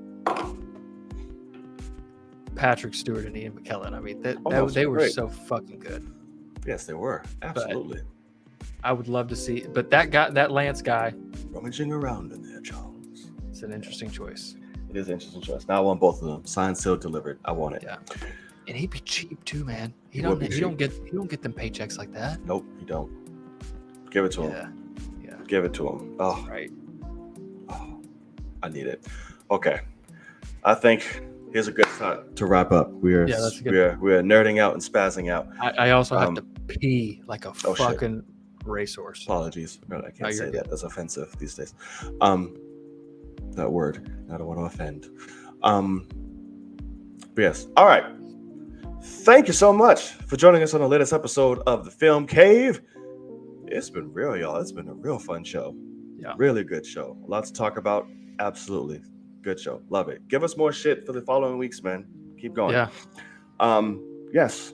Logan, where can the people find you and what do you have going on? Wait, stop. Yeah, that's right. Walker, speak. Yes. I told you he'd like it. He ain't fucking tripping. What did you think, sir? See, this is where I wish you could just come on. Just put your phone on and be like, hey, because I want to hear this shit. Because this will give Logan a little bit more confidence What I mean, so he's texted me about it. He loves the first Scream. He thinks the first Scream is great. Yeah. But yeah, I don't know what he's thought about all the other ones necessarily. But yeah, what do you think about this film, Walker? And where does it rank amongst the Screams for you? I love how you put 5 cream. That's correct. In there, right? Hurry, because Logan's got to pee. What it is. Right. That's true. Because his fucking dick's about to explode, so we gotta help him out. Why does it feel like that is gonna happen? Pee is aggressive, man. Yeah. It's the most tranquil fucking thing when you do it, but then, yeah, I agree with you about the main girl being annoying. See? But it reminded me of how fun those damn movies are to watch. Yeah, this is fucking great, man. Yeah, sure. I'm good. So, there you go. All right. Carry on, sir. Yeah, you can find me right here, Logan_Swish on the Twitters. YouTube, Logan Swish. Patreon, Logan Swish. Yeah, that's it. Nothing going on. There ain't shit happening. Third, maybe second favorite. I'll take it. Good job. I am proud, sir. You can find me top all forms social media at JohnKnight_. And Logan's channel will be linked in my description box for you to go on over and give that subscribe. So yeah, I'm becoming a lot more active on my social media platforms and here on YouTube again. So stick around for it, keep making those reactions, man. I appreciate you. Yeah, I shall. Doing this gave me, it boosted. I mean, Wakanda Forever is a good one to fucking start on. It is a good one. I haven't had that type of shit in a while. I was like, wow. And that just made it good because it reminded me how much I love just interacting with the community and because people. So your Wakanda Forever one like went viral for the first time. I mean, when's the last time you had a big view video like that? I can't remember. Fucking awesome, man. At all. And I didn't expect it. I honestly expected it just to fucking be shit like all the other things I fucking post. But then I was like, what the fuck is happening? It's great, man. Yeah, man. It's always nice when something random like that takes off. Yeah. It does. Now, that's just not going to keep happening by any means. Well, no. These next videos I upload is going to be back to like 10. You keep putting yourself crying in the thumbnail, though. Apparently, it's like people like people fucking crying and shit. Yeah. Who? Because I did do that one time on, oh my God, years ago. It was like an MCU recap thing. I think it was going into like Civil War. And it was like one of those super cuts. And it like in the video, I remember it like made me teary eyed because it was so well cut. But then in the thumbnail, I like pretended like I was legit crying, and it was like 50,000 views. And it was all people comment like "fuck you," you didn't even cry. Like I was like, "Yeah, that's right, pretending. Bitch. I can't with you." It's called clickbait, bitch. Like, let's fucking go. Well, thankfully I didn't have to, because after that, and then watching everybody else's reactions and keep watching the trailer, my face just stayed wet. So it just, it's good. I was like, let me just put this on. But yeah, so thank you guys so much. That's where you can find us. Please, your support would be lovely. Be sure to tune in again next week, same time. Hopefully with a lot more, topics. Hopefully it's not a slow week, but we shall see. I know, right? We got a lot of time to go until we get there. All right, y'all. It is your boy Knight. And I'm Logan. And as always, we will see y'all in the cave. Peace. See you guys. Come on, my man.